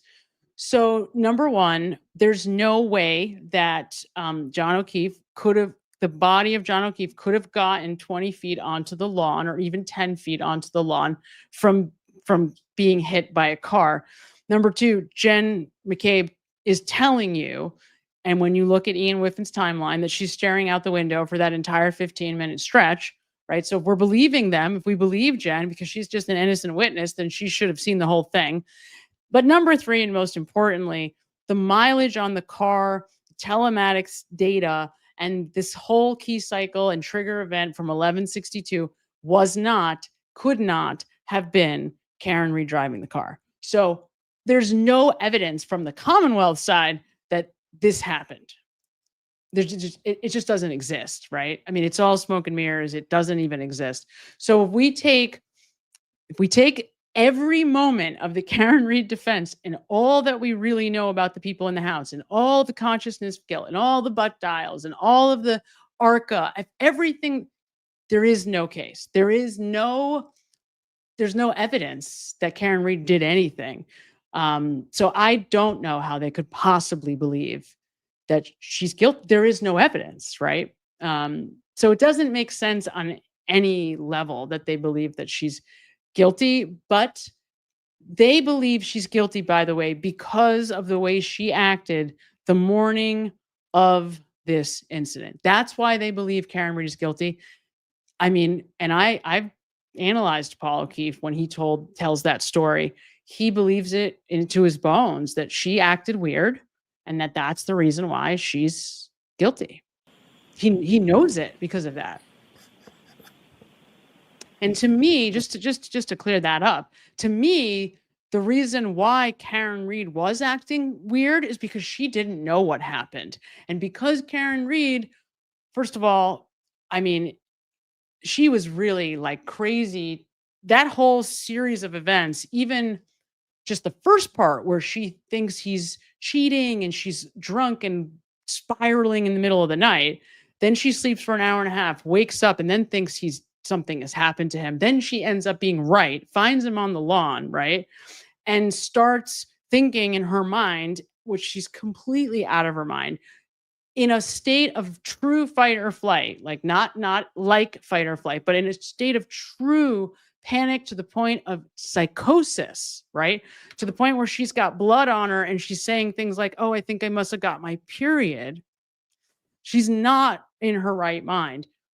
To me, she doesn't know what happened. It's all a big fog. And because of that and a slight tendency towards narcissism, she wasn't sure. And that's why she was acting guilty, because she didn't know what happened. And she didn't know if she did something to him or not. That's my honest read on it. Now, I could be wrong. That's my honest sense of, at that time, she was just so foggy, so overwhelmed. Her nervous system was so tapped. She probably could have stayed on a psychiatric hold for another 24 hours, if we're being totally honest. They probably could have kept her for another 24 hours. Maybe they should have, so that she could have, like got her wits about her again before being out in the world. Because she was, there's no way you endure that series of events and are okay. Like nobody could, right? But they are convinced by that alone. That's what convinced them. So does that sound to you little bit like collusion? Objection. Sustained. At some point, you sought out Carrie Roberts' cell phone number shortly after the 29th, or maybe not, maybe on the 29th, correct? Correct. You didn't have her cell number in your phone? No. One of your primary concerns was to make sure that you got in contact with Carrie Roberts before the day's end, right? I wanted to speak to Carrie as she was on her way to the hospital, and I wanted to check in on John. One of your primary concerns, Ms. McCabe, was that you wanted to make sure you got a hold of Carrie Roberts and had communication with her before the end of the day. It had nothing to do with getting in touch with her by the end of the day. It was a friend reaching out, wondering how her friend was doing, who was just taken off the front lawn. On the 29th. Yes. So before the end of the day, Ms. McCabe, you can do this all day long. Before the end of the day, you were trying to get a hold of Carrie Roberts, correct? Immediately in the morning, I wanted to get in touch with her. Right. So you sought out her phone number. First you tried my client, Karen Reed, correct? Correct. But then you found another source for that information. Is that right? Correct. And you said just a second ago you were claimed that you needed that information because you knew that she was on the way to see John O'Keefe's parents. She was picking them up. And you wanted to check on them. Correct. You've been friends with the O'Keefe family for years, haven't you? Correct. So you didn't have a need to get Carrie Roberts' phone number, did you? I wanted to speak with Carrie, see how she was doing. I was not going to call Peg. You had her phone number, didn't you? I do, yes. So if you wanted to check on somebody, you could have just called her. I was not going to call Peg O'Keefe on the way to see her son at the hospital. So what she's really thinking there is, I wasn't going to call Peg O'Keefe on the way to find out that her son is dead, her dead son. Because remember, Jennifer McCabe knows full well that he's been gone for, at that point, what, 12 hours? No, not quite 12 hours. I guess what, 8 hours, something like that. 8 hours by 7 in the morning, 8 hours. I wanted to ask Carrie. I'm sure she was boggled down and probably did not want to speak with anyone. It was a simple thing. I made sure I got Carrie Roberts' number so I could check in and see how John was doing. Also, we had just been through. So that is a absolute lie. What she just said could not be more bullshit. Right? I wanted her number so that I could check on how John was doing. No, that is no good try, dear. But no, we know with 100% certainty that she knew he was dead. Okay. We know because she tells us throughout her second testimony and 3 times on the 911 call. On the second testimony, I mean, there's so many indicators. I could list them forever, right? She talks about how she couldn't push down on his chest because, yeah, he was gone.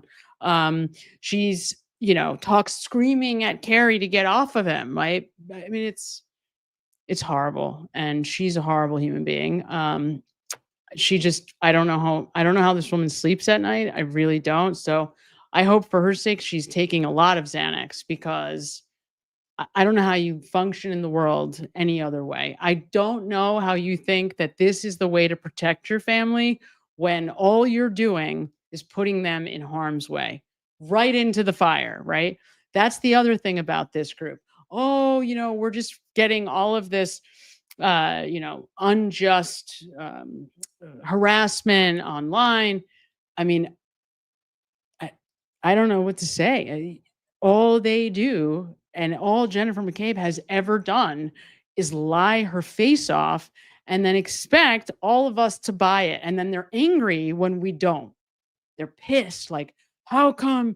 Righteous indignation. Like, you guys are such horrible people because you don't believe our absolute bullshit. And this is one of those moments. And the fact that Carrie Roberts does, I've heard Aiden, I've heard Turtle Boy say this a bunch, right? Where he talks about how stupid she is. I don't necessarily want to put it that way, but it's hard for me not to, because man, has she been worked over by this group of people. She really has been worked over by this group of people. I mean, she's literally spoken to Jennifer McCabe she tells us, Carrie, that she has spoken to Jennifer McCabe every single day since this has happened. Could you imagine waking up and realizing that this woman is in on it? An extremely traumatic event together. There's nothing evil She's here. a sick puppy, this lady. Because you wanted to make sure that you controlled her story as she left your site, correct? Absolutely not. That means Did you absolutely. take any steps whatsoever? Any steps whatsoever to influence Carrie Roberts' statements? No. Because that Except that they made a timeline, right? So, I mean, you can't even make it up. The fact that she would even say this out loud is just, it's insulting. It should be insulting to all of our intelligence because of how obvious it is that Jennifer McCabe has done everything in her power to try to control Carrie Roberts, and that she succeeded, which we find out because we learn that Carrie Roberts did exactly what she wanted and told the grand jury something that wasn't true because she knew it from the timeline that she made with Jennifer McCabe. would be collusion, wouldn't it? Objection. Sustained. Did you write a text to the group, including Brian Albert, Nicole Albert, and Matt McCabe, where you informed them that, quote, and this is, Your Honor, on page 2158, where you informed them, quote, Carrie is here going over timeline, end quote. Correct. So you reported back to Brian, Nicole, and Matt that Carrie was where? She came over my house. And you two sat down and went over a, quote, timeline together. Peggy spoke to Carrie. Yes or no? I didn't ask about Peggy. Well, that's where the timeline started at. Did you ask Carrie, or did Carrie show up at your house and, quote unquote, go over a timeline with you? Carrie showed up asking to sit down with me to do a timeline so we would remember everything that had happened. And you wanted to be super helpful about that, right? Objection, Your Honor. I love Alan Jackson. Ask it differently. He's like, and you wanted to be super helpful. It must have been so much fun to be Alan Jackson during this particular testimony. Must have been like a highlight of his career. You wanted to be helpful to Carrie Roberts. The two of us were trying to figure out what had happened to our friend. And so you made sure that you created and drafted with Carrie Roberts a timeline for her, correct? I didn't make sure of anything. She was the one that asked me to do it. And not only did you create a timeline, you then reported back to your group, Brian Albert, Nicole Albert, Matt McCabe, that she was creating this timeline with you on February 1st, 2022. Isn't that right? Yes. Now, one thing I want to mention before I forget, I was talking to someone and I don't remember who it was. I think it might have been Sherry, who was saying that earlier on, way back, like in the 2023 time during the Karen Reed, like the, I don't know, the online chatter about the case, somebody had said that Brian Albert was like staking himself out at the hospital where Sarah Levinson worked as a nurse to try to essentially scare her into not speaking, not telling the truth, not telling the story. Now, again, I would not have invented that myself. So I don't know if that happened. If anybody else does know more about that, I'd love to know more about that. But that is something that I had heard recently that I wanted to make sure and mention, because again, I'm starting to wonder, all right, here's the group. So here's Jen, Matt, Nicole, and Brian on a text chain, oh, she's telling him everything. Like, so they're talking about manipulating Carrie in order to tell the cops their story, the story that they want, the cops to hear, right? That's what this whole group text thread chain thing is about. But that also leaves other people, right? There was other people obviously in the house. So Julie Nagel, I think, was a much closer friend to Brian Jr. So she probably felt safer to the family from the start, whereas Sarah Levinson maybe felt like a weaker link in all of this. And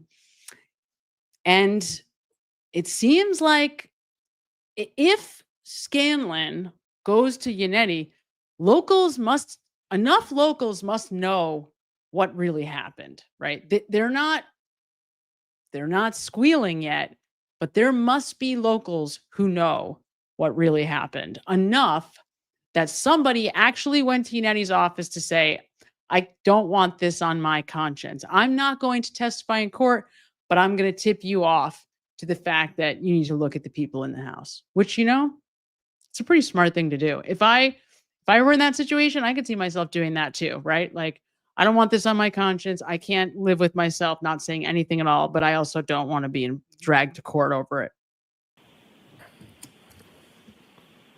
After you created or drafted this timeline with Carrie, she actually sat for an interview with the police, did she not?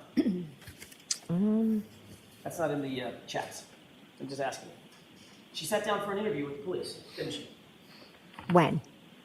You tell me. It's my question. I'm not sure of when you're talking about. Okay, let's start over. Yes. After this timeline was created on February 1st, at some point thereafter, Carrie Roberts conducted a formal interview with the police about this case, correct? Do you have the report of that date? We're sort of burying the lead. She did the interview in your living room, ma'am. Right? There was, on Tuesday, two officers came to the house and she sat in the other room and spoke with them. So the problem here that Jen is having is there was 2 interviews that Carrie did with the police while they were at her house.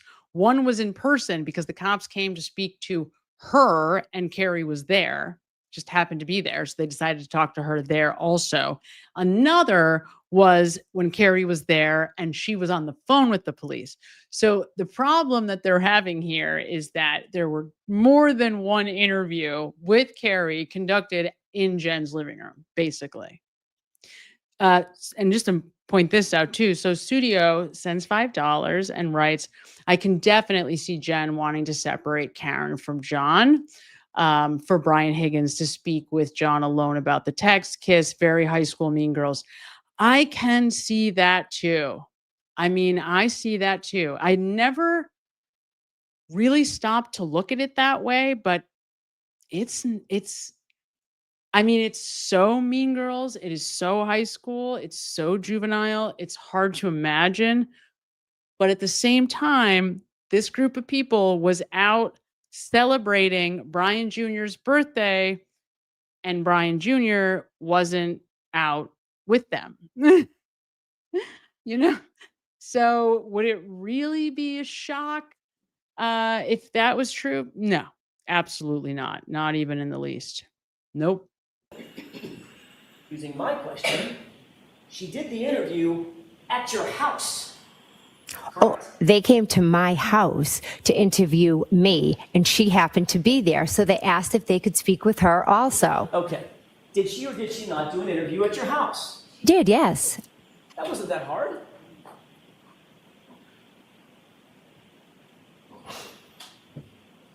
You were present for that interview, weren't you?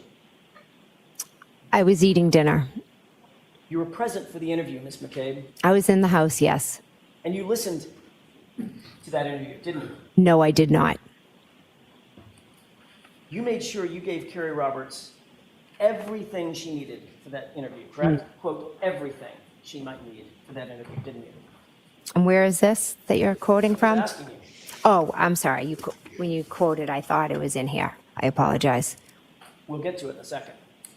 Did you tell her everything that you wanted her to say? No, I did not. Did you in any way attempt to influence her testimony before she gave that interview in your living room? That's a yes, by the way. Absolutely not. Carrie is her own person. That's absolutely. But then you did report her progress to the Albert and McCabe group in that group chat, didn't you? Can you show me where, please? Sure.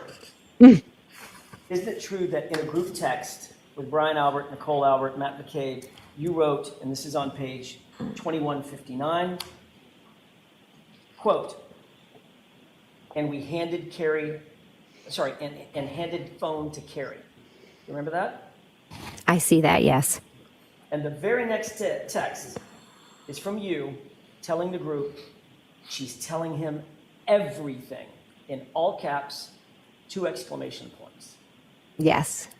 Look at her smiling. And then you went on to say at 2:55 p.m. at This is basically funny. the same moment, quote, all this stuff, end quote. Correct? Correct. So when you said a couple of minutes ago that you weren't listening to what she was saying, that was a lie, wasn't it? We're talking about 2 different interviews. I'm talking about when the officers came to my house and spoke to her there. You're saying that I handed the phone over, so that would be a different interview. McCabe, this is on February 1st at 2:55. I wasn't there. You were there. She was in your house on February 1st giving an interview to the police, wasn't she?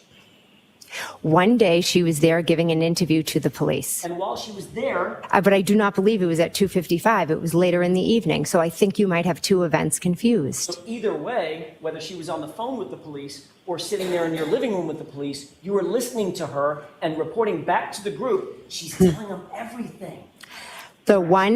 No, it's not correct. The one that she did with the police, she did in the other room. And the one she did on the phone, I said she's telling them everything. I know. Because Carrie is an extremely blunt person, and she was giving. Okay. So remember personal- how I said earlier that that Jennifer McCabe has like a running list in her head of the things that she wants to make sure and say no matter what during her testimony, particularly for the first trial, which I think is part of why she's so defensive. She's got an agenda, and it's very clear. So when you listen, we came in the middle of cross-examination. We didn't even start at the beginning of her cross-examination. So we're only getting like little pieces or glimpse into the whole thing. But when you start to finish, going through direct and then cross-examination with her during the first trial, you will see there are all of these like key points that she wants to make sure and hit. And this right here is one of them. And that is the disparaging comment that she wants to make sure that everybody hears that Carrie said about Karen Reed. And again, to this point though, that people are making in the chat about how juvenile this group of people are, this is a pretty juvenile thing to do, right? I mean, think about it. Jen McCabe is making a point to say that she's texting. This is what she thinks is makes her look better. Like the better thing is for her to be like, oh my God, she's telling the police everything about Karen and John's relationship. Like that's what she wants you to know. This is what Jennifer McCabe is laughing about, thinks this is what she wants you to hear. So, I mean, maybe they are that juvenile. It's hard to imagine, but feelings about the situation, and I was horrified by it. I was horrified by it.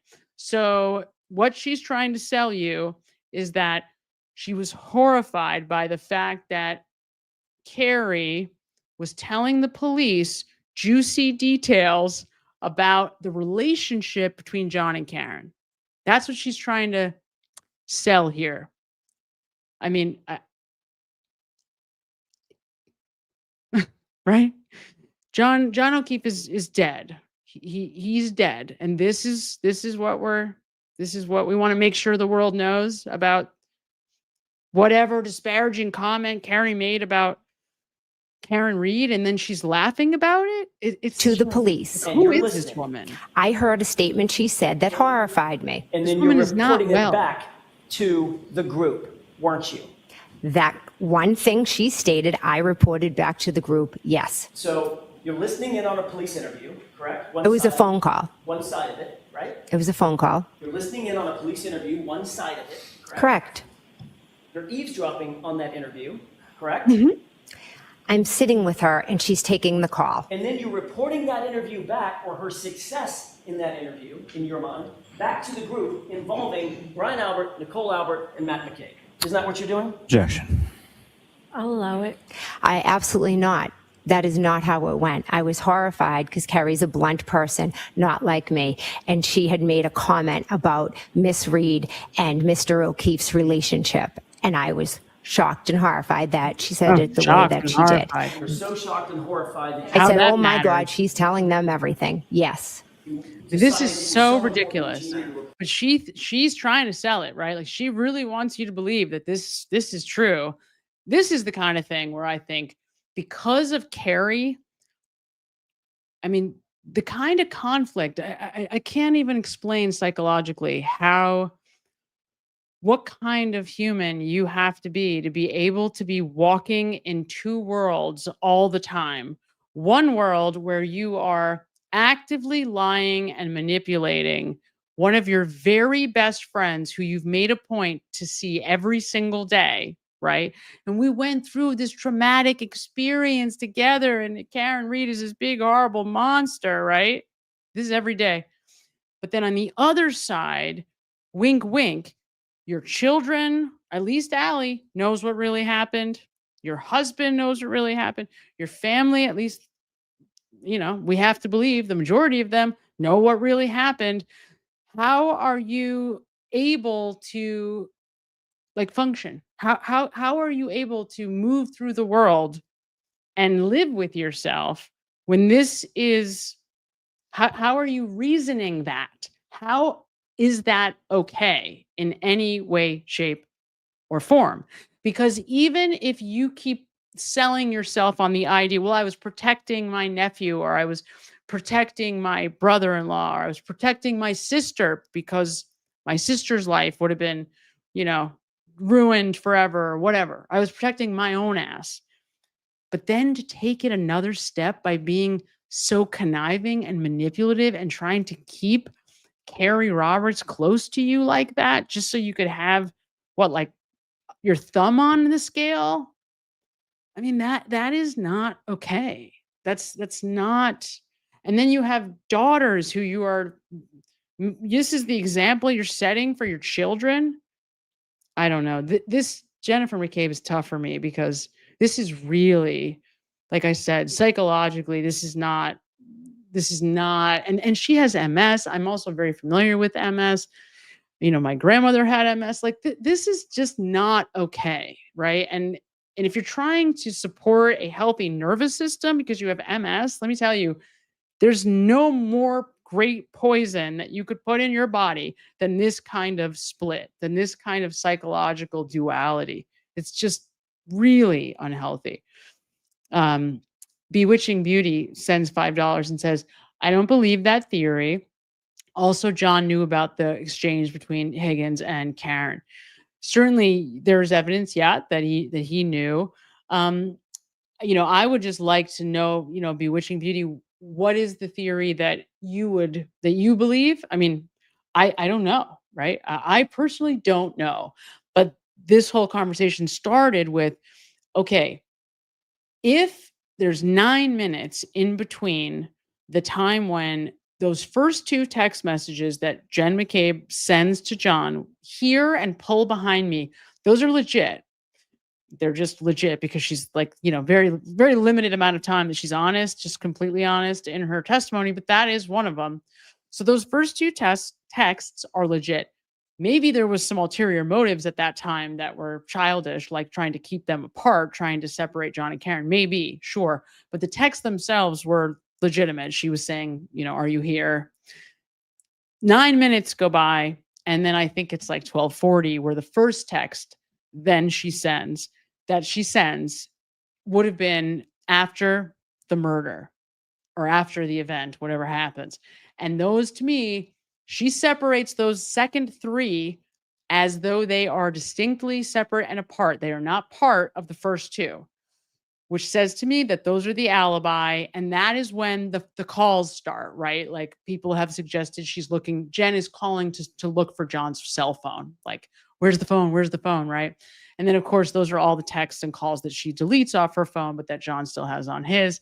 Captain Obvious. I mean, was it not obvious to you, Jen McCabe, that that was going to happen, that they had his cell phone and they were going to do a celebrate? We're like, no, nobody. Okay. I mean, whatever. But so the whole conversation started with that. So the question is, you know, and I see Ava's mom mentioned, right, the side door and the garage are near each other. But the question for me is, you know, does whatever happen to have been in front of everybody if Jennifer McCabe is there or knows about it that quickly? That was the sort of initial question, right? And what would make her jump that quick to, okay, like we got an alibi that John never came in the house. Now, to me, that would have been a Brian Albert directive. I don't think that Jen McCabe does much in this first week that Brian Albert is not telling her to do, because when we go back and we look through all of the totality of the testimony that she's given, like for example, with the house long to die message, Safari Google search, when we look at that, that was a Brian Albert. In fact, it was Brian Albert the next morning who tells her to make the search again so that she's, you know, covered for the one the night before.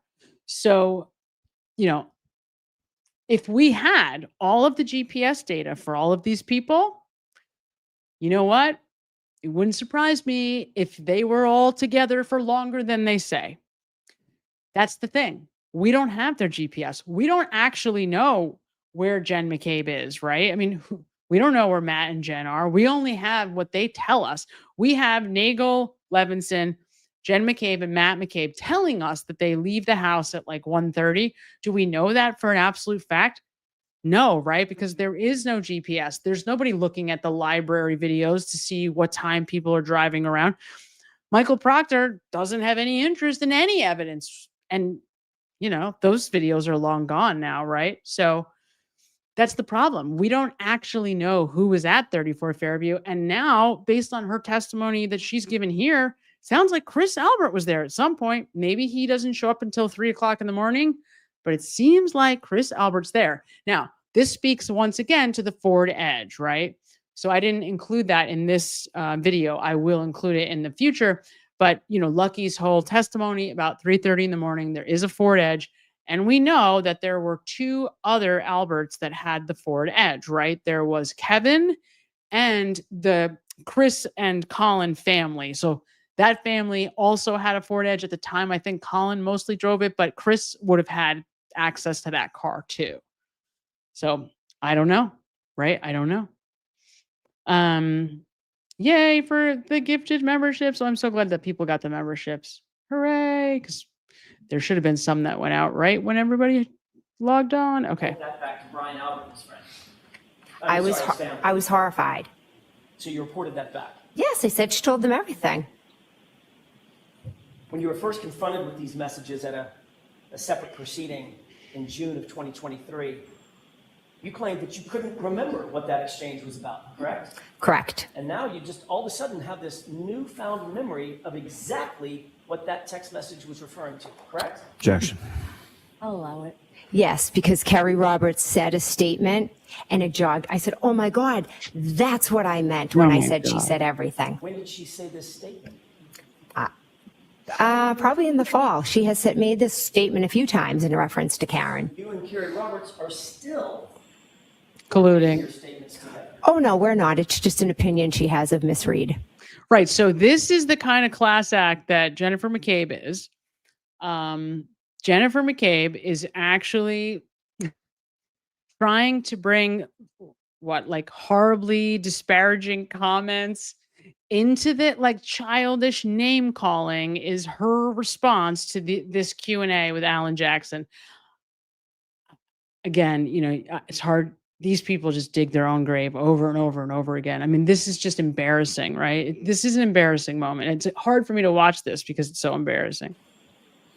And all of a sudden that became your, quote, everything, all this stuff. It didn't just become it.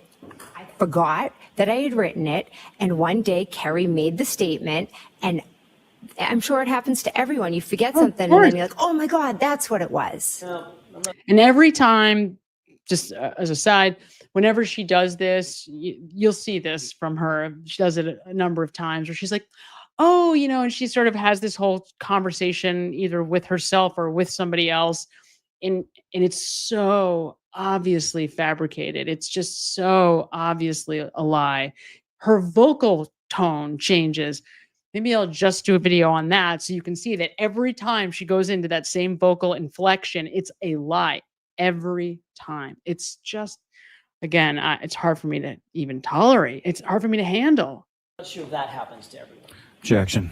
Sustained. Let me ask you a different question. When you were asked under oath a year ago, when things were fresher in your mind, you were asked specifically what you were referring to, and your answer was, I have no idea, correct? Correct. Because you didn't want to tell them that you had coordinated your statement with Kerry Roberts. Isn't that right? No, that is not right. I did not remember what it was. Went on to be asked specifically, do you know who you were referring to? And you said, maybe Kerry, maybe. I'm talking to Kerry. And the question was, but you don't recall this text? And your answer was, I don't remember. That's what you testified to a year ago, correct? Correct.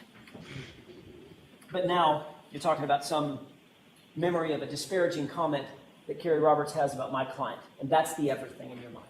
Yes, the things that she was saying.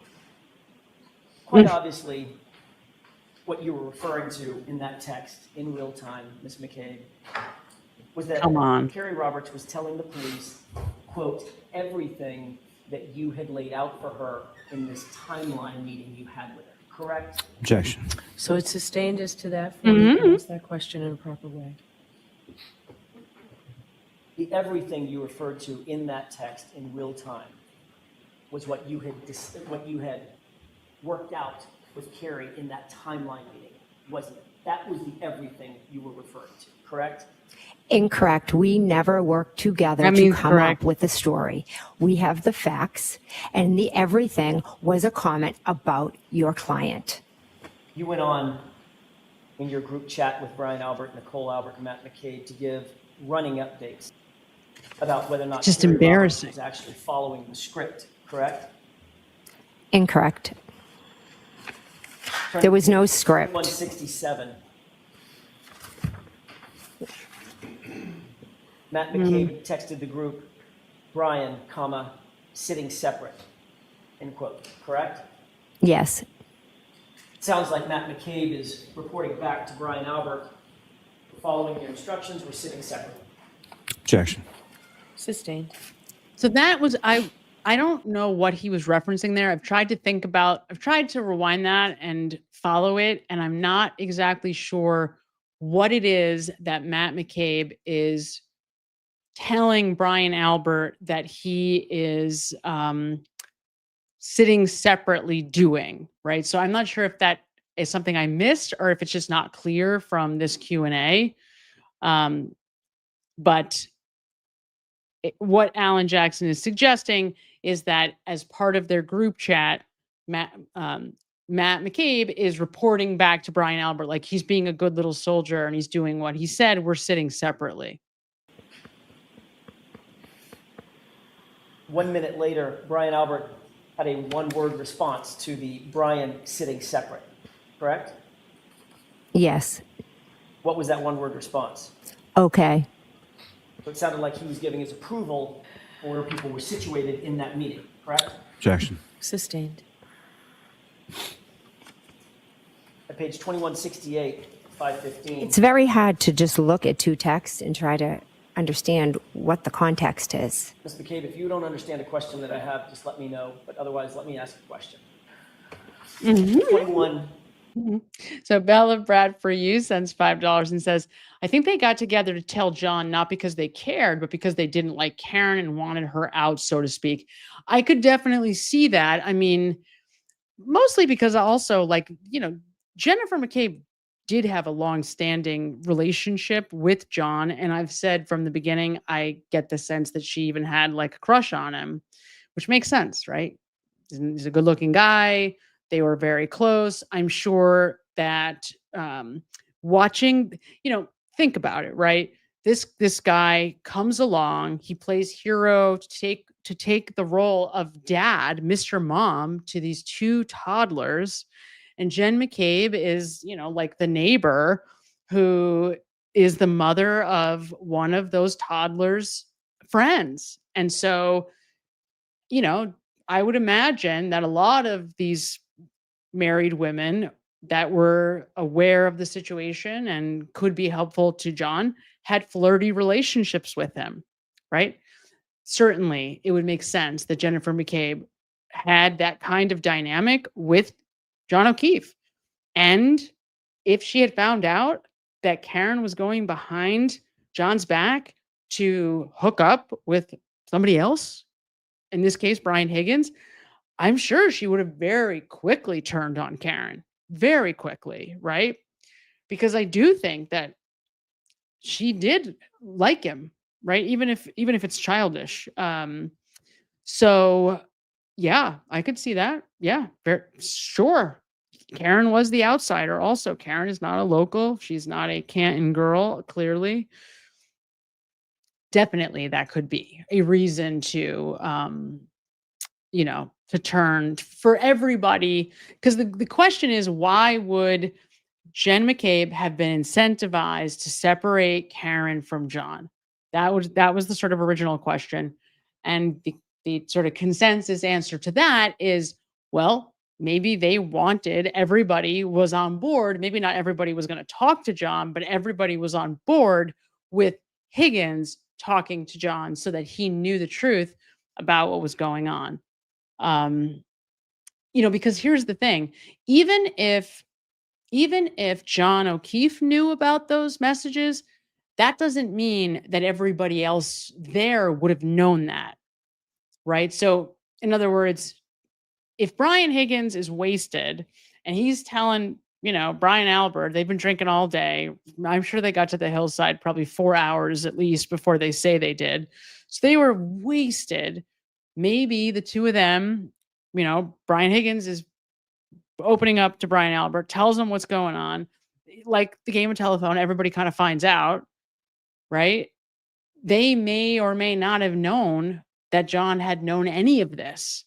So they were trying to tell him without an awareness of how much of it John knew about.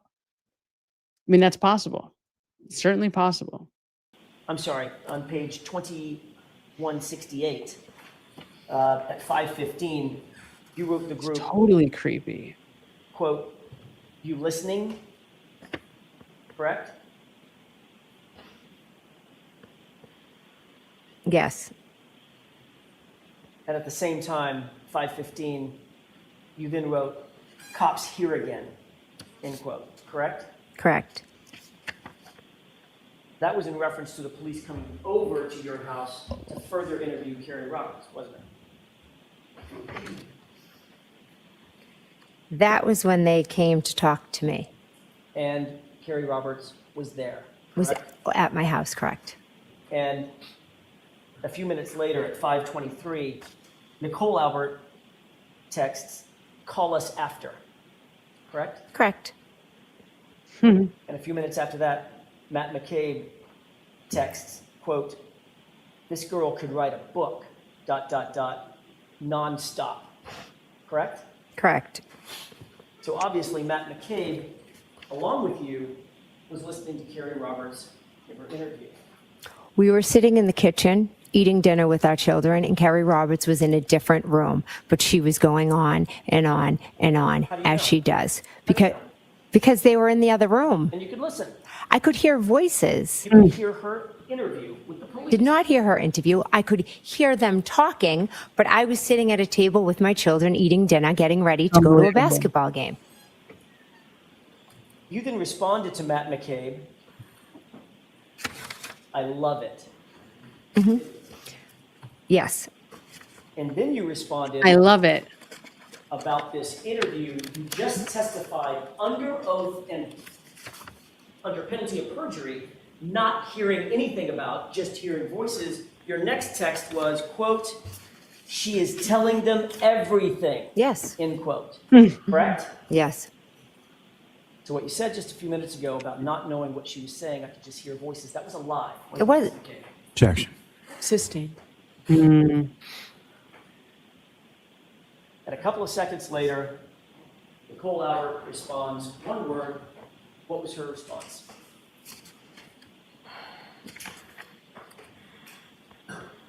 Good. It's just so creepy.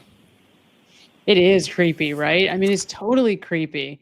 Like Chat Signal sends 499 and says, the type Jen is to cover so fast. It's totally creepy. Normal parents, watch out, right? I mean, this woman, I'm just a normal soccer mom. Like, what? It's, I mean, it's scary. It's really scary. It's really, I mean, this is like, listen to this collusion, right? They're like colluding, like, oh, she's telling him everything, all the stuff. I mean, it's just like they're talking about this man who died, right? I mean, it's like, this is just horrible. It's just horrible. All of it is horrible. This is why I always have a really strong reaction to spending any amount of time watching Jennifer Mccabe testimony, because man, it's really bad. She's really bad. Final Fantasy Steve sends 499 and says, thank you for being the Jen whisperer. I know. You're welcome. It's horrifying. It's traumatizing. It really, really is. It's really traumatizing. Because there are times when I'm sitting there alone and I'm watching her head on the screen and just like, oh my God, watching the body language.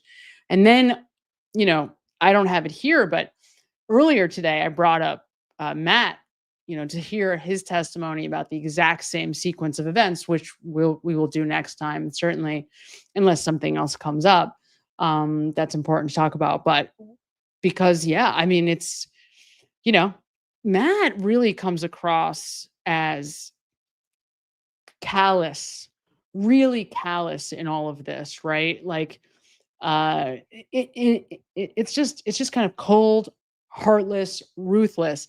And some people in a crisis, or when they undergo this kind of traumatic experience, they do kind of shut down, right? So they do kind of become, I don't want to say heartless, but more intellectualized, because it's just too overwhelming to have emotional responses to it. But this is my whole question. Like, the whole question is, did this happen? Because like I said, up until now, my belief, my steadfast, or maybe not belief, but the most likely guess was that this happened in the garage, or it happened in the basement. It happened outside, right? And there was that whole thing with the driveway and the plow that is so shady, where Brian Higgins is talking about plowing the driveway, even though there was no snow yet. Snow hadn't even started, really. So that is that sort of, to me, placed them outside, or that there was vomit on the driveway or something going on where he would have been plowing and needed an excuse to say why he was plowing, right? But the fact that Jen would have known about it so quickly starts to open the door for the possibility that maybe he does walk right into the family room, right? And I don't know. And the fact that there's that paint, in the garage, and we know that we're looking for a concrete stair of some kind. I mean, I even thought maybe he fell and hit the plow, right? Maybe there was some, some part, aspect, whatever, on the plow that could have been comparable to the scratch on the back of John O'Keefe's head, where we know, from testimony during the trial, that he would have gotten, that scratch. I don't know. But whatever happened, it had to happen very quickly. And Jennifer Mccabe knew about it, because, as I said, she separates out that second group of text messages. Those are for another reason. They are not to try to communicate with John and Karen about coming into the house. In her mind, she split them apart. So what other purpose could those have served except to try to make it look like they never come in the house? One more point that I want to make sure I mention, don't forget to mention here, when Julie Nagel's brother, okay, so when Ryan Nagel pulls up and Ricky Dentano and Heather Maxson, when they pull up in the truck, everybody, Jen McCabe included, makes a point to try to frame it during the first trial, especially as though Julie went out not to tell them she had gotten a ride and wasn't going to go with them, but to tell them that they could come in the house.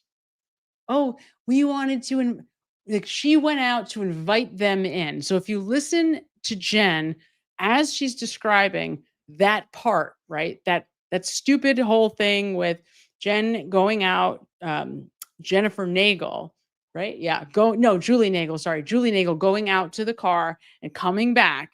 The way Jen McCabe frames it is that she went out to see if they wanted to come in. It's very intentional to make it sound like there was nothing going on. See, she invited her brother into the house, right? And that's another one of those statements that Jen wants to make sure that you hear that she says. And that's on that list, like the list of things that she wants to make sure you hear her say, because she has a very clear agenda during the first trial. Second trial, they took a different strategy. She clearly was medicated in some form or fashion, but they also rehearsed differently and had a different strategy from the jump. Because she's good with rehearsed statements, she's horrific with like just trying to off the cuff answer questions. So it's really interesting. And this is only like 2 segments of the cross-examination during the first trial. Like that, there is so much information to try to sort through for Jennifer McCabe. And she gives a lot away, you guys. She gives a lot away. It's wild. Hannah S. sends 499 and says BA and BH drove 3.5 hours from New York that day. What do we think they talked about? Well, they also had Kevin in the car that day, right? So they had, I know Kevin Albert is in the car because they go to Charlestown to drop him off. So Brian Albert in his testimony talks about stopping on the way back in Charlestown, and basically it was to, I don't remember if it was Brian Higgins and Brian Albert, but the two of them together, we find out that they're going to drop Kevin Albert off at his car, which was in Charlestown, because that's where they would have parked to go to the airport, which is how they got down to New York, right? I know it's kind of complicated.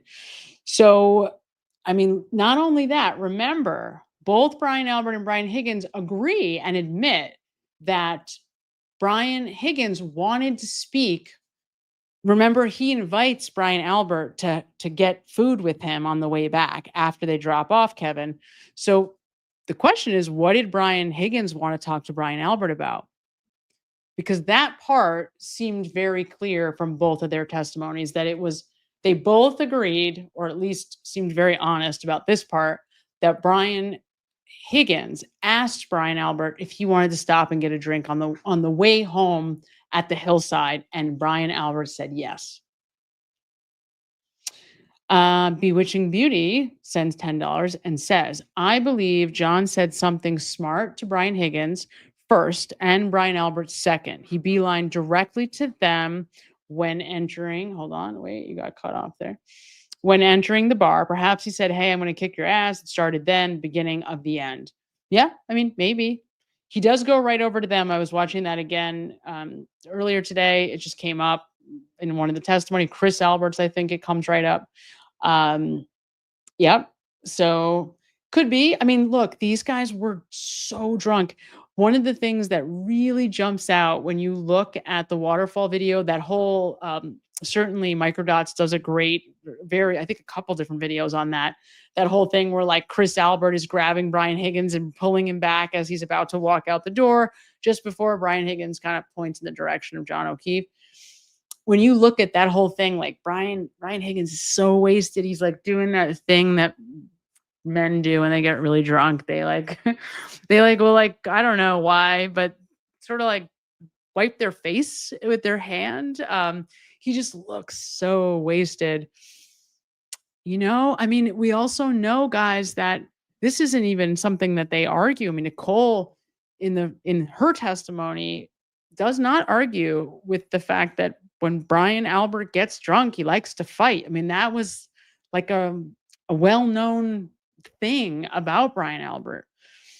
Alcohol, from the first moment I learned of this case, you cannot ever take your eye off the alcohol because it is such a significant factor in this story. I mean, for everyone, not for any one person, for the entire group. If alcohol is not a thing, if this story takes place in like Salt Lake, this story is not happening. There is no story because alcohol is so prominently featured in this story. And it's sad and horrible because this guy John O'Keefe would still be alive. He would still be alive. It's just really horrible. Okay, so let's see. Wait, Bewitching Beauty says something else. Okay, what does this say? I believe J.O. spoke to K.A. about C.A.'s drug involvement. Oh, this is interesting. Okay, so I believe John spoke to Karen. Is that who we're talking about? Is K.A. Karen about, no, who's K.A.?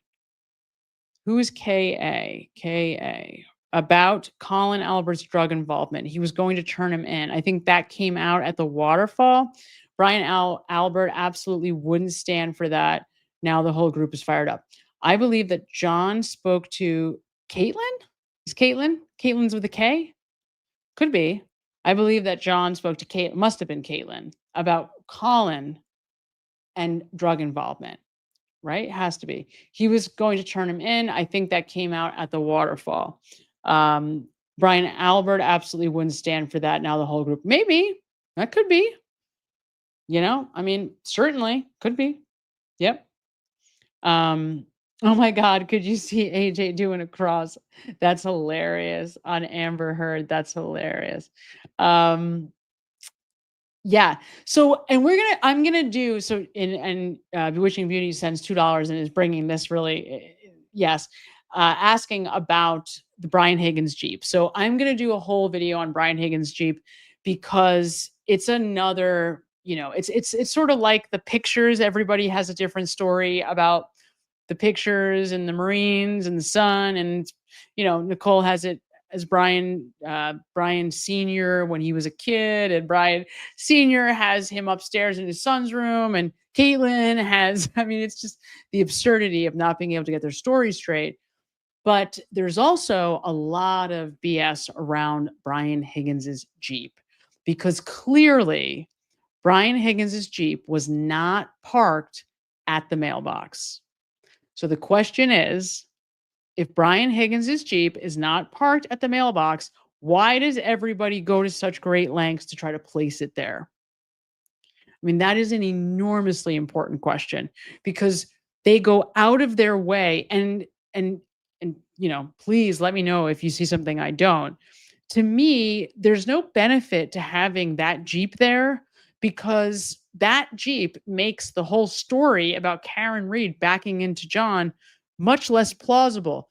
There's really no room. There's no room for her to have backed into John and killed him that way. So how does it help this group of people to keep that Jeep there?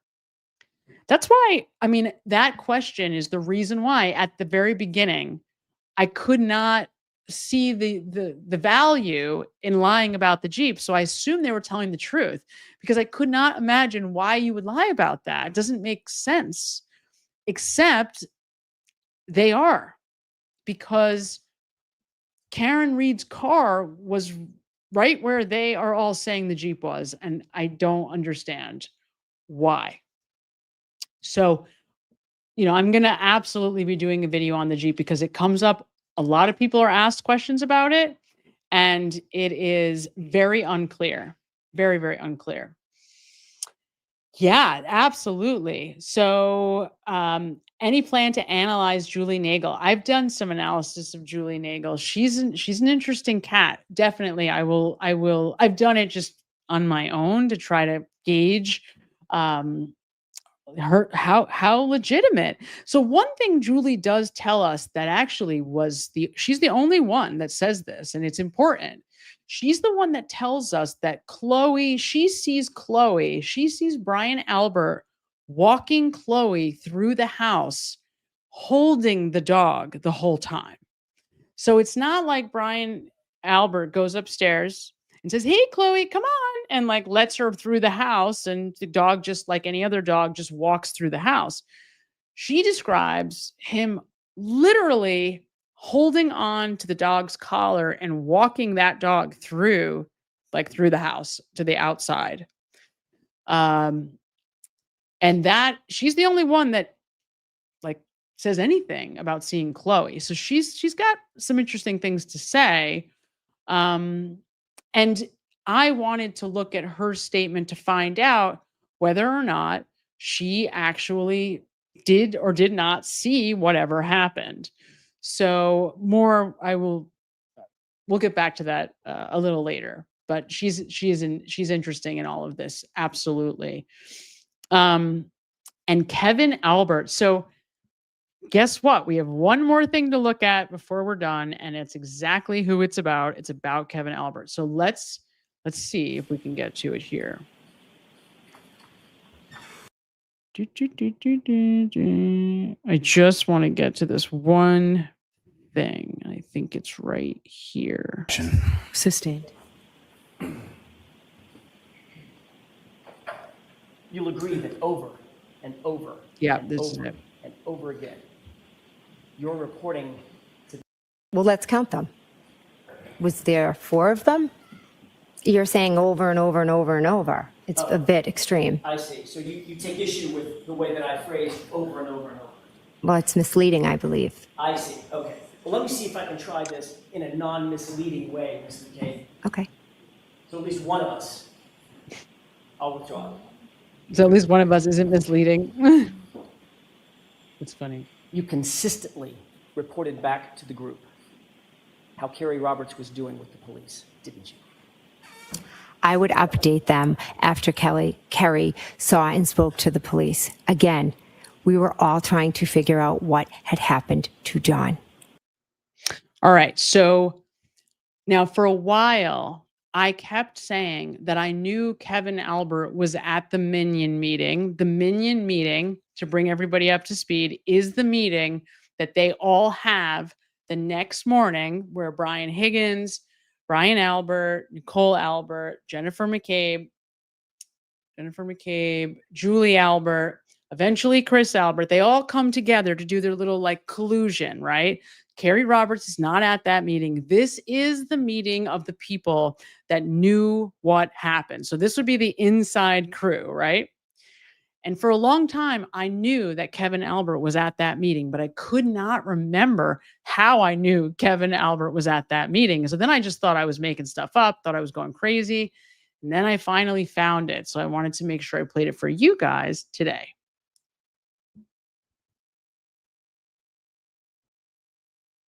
He could hear.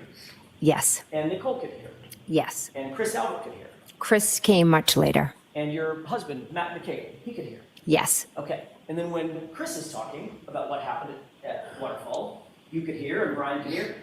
So just in this Q&A, Alan Jackson is pointing out that at no time after Mike Lank, leaves them all together that morning at 7 a.m. or whatever, 6:30 in the morning, that everybody is free. Nobody's separated. Everybody's free to just chat amongst each other. Okay. So he's pointing that out. And she's kind of going, and he's naming all the people that are there. In other words, everybody could hear everybody. Chris came much later. When Chris came, I was almost about to leave. I'm guessing that the topic of what had happened was still on everybody's mind. Everybody was trying to figure out what had happened. And you're discussing it amongst yourselves. That's my point. With my sister and my brother-in-law and my husband. Correct.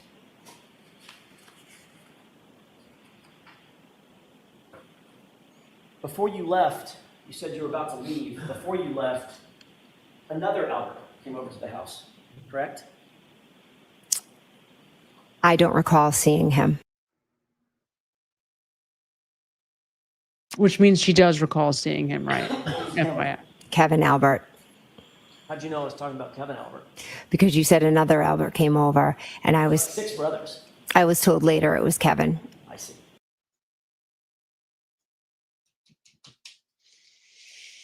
So you believe that Kevin was not there when you were still there?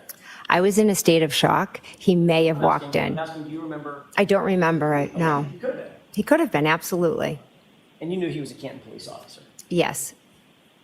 You had already gotten a call from Michael Proctor, hadn't you? Yes. He told you he wanted to speak with you. Correct. So you knew at that point that the Massachusetts State Police troopers had taken over the investigation of the case, correct? Correct. Did Michael Proctor tell you that the Canton Police Department had been recused from the case? Objection. Sustained. Let me ask it a different way. Did you have knowledge in any way, shape, form, or fashion, at that point, that Canton Police Department was not supposed to be involved in the case? Objection. Sustained. So there it is. I mean, now, first off, we get an uncontracted denial. So we know that she does see him. She's verifies for us that she did see him there. But we also then get further verification because not only does she accidentally tell us that she did see him, she then says, well, I knew he was there, right? People told me he was there. So I knew he was there. So she ends up verifying for us that officially Kevin Albert is at that Minion meeting that morning. And I've been looking for that verification for a while. I could not remember where I initially had gotten it from. And apparently it may have been from this Q&A with her. I will continue to look for more verification of it, but Kevin Albert is 100% at this Minion meeting. And so is Chris.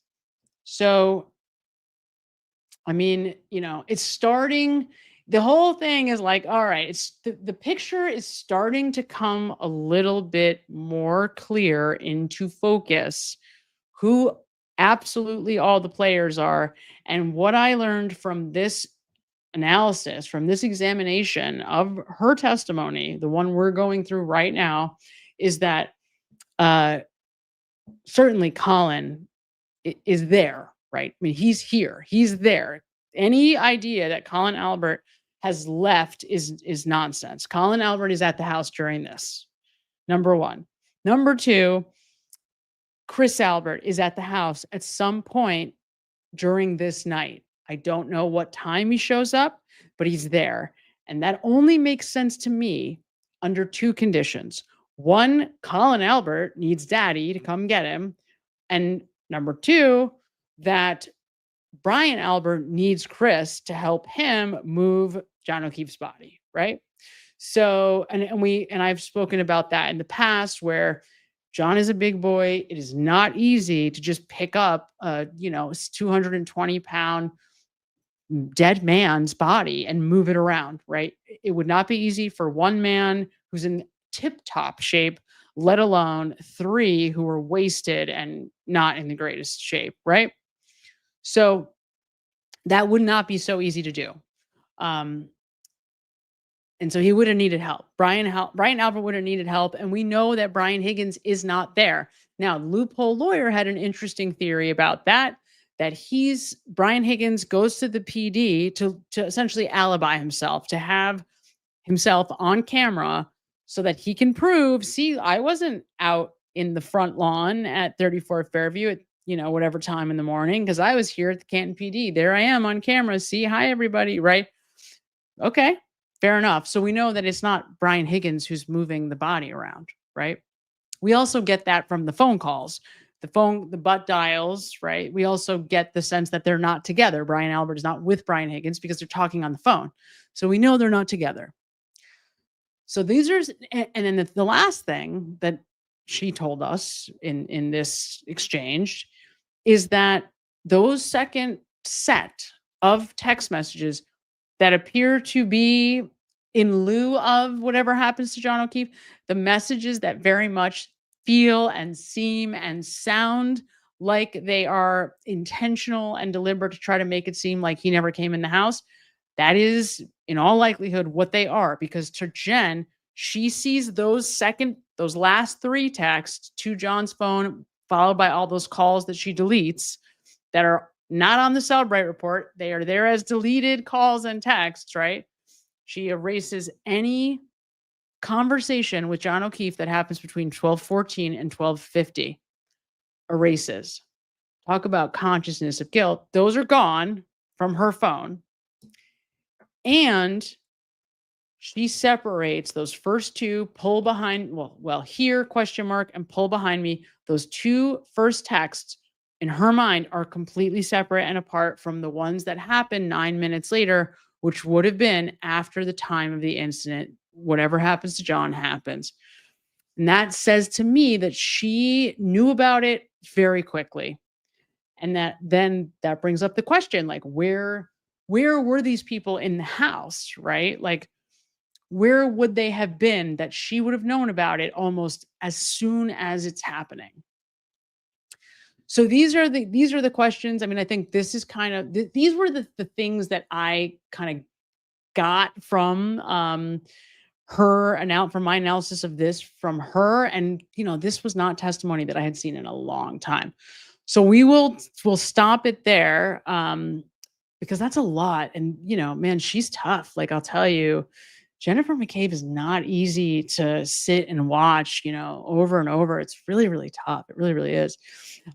Bewitching Beauty sends $2 and says, you were asking about KA. Oh, that's interesting. You were referring to Oh, interesting. Okay. Because, and I'm glad you said that, because in my mind, I'm like, he's such a important figure, and he is so, ever present in and around this story, but he's like a ghost, right? We don't hear about him enough directly.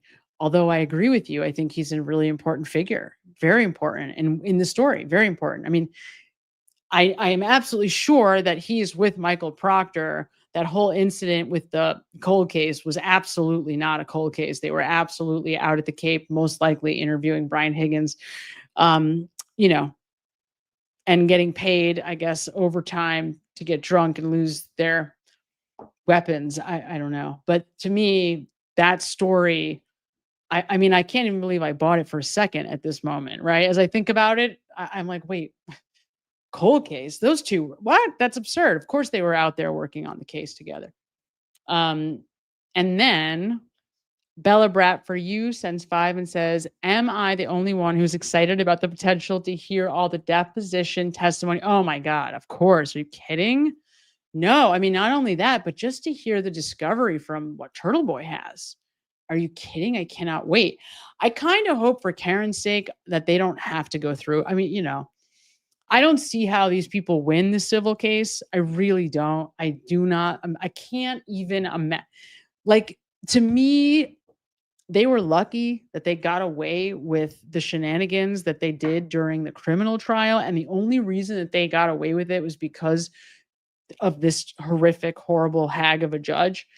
Because there was no evidence. Like, I look at that now and go back and listen to Judd Welcher's testimony, and you'll hear there's no evidence. There's no evidence. The telematics data is nonsense. It's total. It's ridiculous. I think what happened there was, I think Brennan intentionally kept information away from Welcher so that to manipulate the report so that it would say what he wanted it to say. And Welcher himself really didn't understand the case. I mean, he just didn't know. He just did what they asked, right? These guys were pay to play. They were, Morrissey, as we know from his email dump, went out, found this guy who he knew was going to tell him anything that he wanted to hear. And that's exactly what happened. Welcher didn't know what he was talking about. And he really didn't. And if you go back, this whole, I mean, man, the thing about the telematics, it is such a absurd, it's a non-entity. It's just, it does not, it's absurd. It's absurd. It was not Karen Reed who was driving that car. That it couldn't have been. It's not possible because, again, because of the mileage, it's just not possible. And that is not coming from Trooper Paul. That's coming from the mouth and the evidence that's produced by Judge Welcher, because Judge Bev won't allow Trooper Paul's reports to be entered into evidence. So I can't imagine how they're going to win a civil case. I really can't. I just can't. I can't imagine. It's just absurd. Even though there's a much higher bar in the criminal case, right? Beyond a reasonable doubt, whatever. There's no evidence that Karen Reed is responsible for this. None. And without a judge that's tipping the scale, I just don't see how it's even possible. So I think it's great for us. I can't wait for the depositions. I can't wait for the discovery to come out. It's amazing. We're going to get a lot new information. And the more these people are asked to talk and go out there and, run their mouths, the more we learn about what really happened. So, but I think it's a stupid thing for them to do, man. Stupid. Very, very, but to be fair, I'm not so sure Paul O'Keefe is like the sharpest tool in the shed, right? He's not. So I'm not trying to be disparaging to the family. I'm just saying, I just don't think that's like his strength, right? So, oh my God, you guys, so much. It's been a long night. It's getting late. I'm sure it's late. I feel like it's been hours. I so appreciate you spending time with me tonight. Thank you so much. I'm so grateful to each and every one of you for being here with me today. Thank you to Denise, who's like the greatest moderator the world has ever seen, and to Stay for Life. I think she's probably in bed now. Hopefully, otherwise I'm going to have to talk to her. But everybody, just thank you so much for being here. It's a blast. And as long as you're here, I'll be here. So, and next week, unless something comes up, we're going to keep digging. And man, it's like, I almost don't even want to know what's there anymore, because it's just like, it's tough. It's devastating. It's tough. It really, really is. I hate learning again and again and again how guilty these people are, because while it's like, all right, I know that already, but it still stings. It's like, oh, this is so evil. So, all right, everybody, enjoy the rest of your night, your week, and I will see you again next week. Bye, everybody. Bye. Bye. Enjoy the last few weeks of summer, everyone. Oh, my God. Goodbye.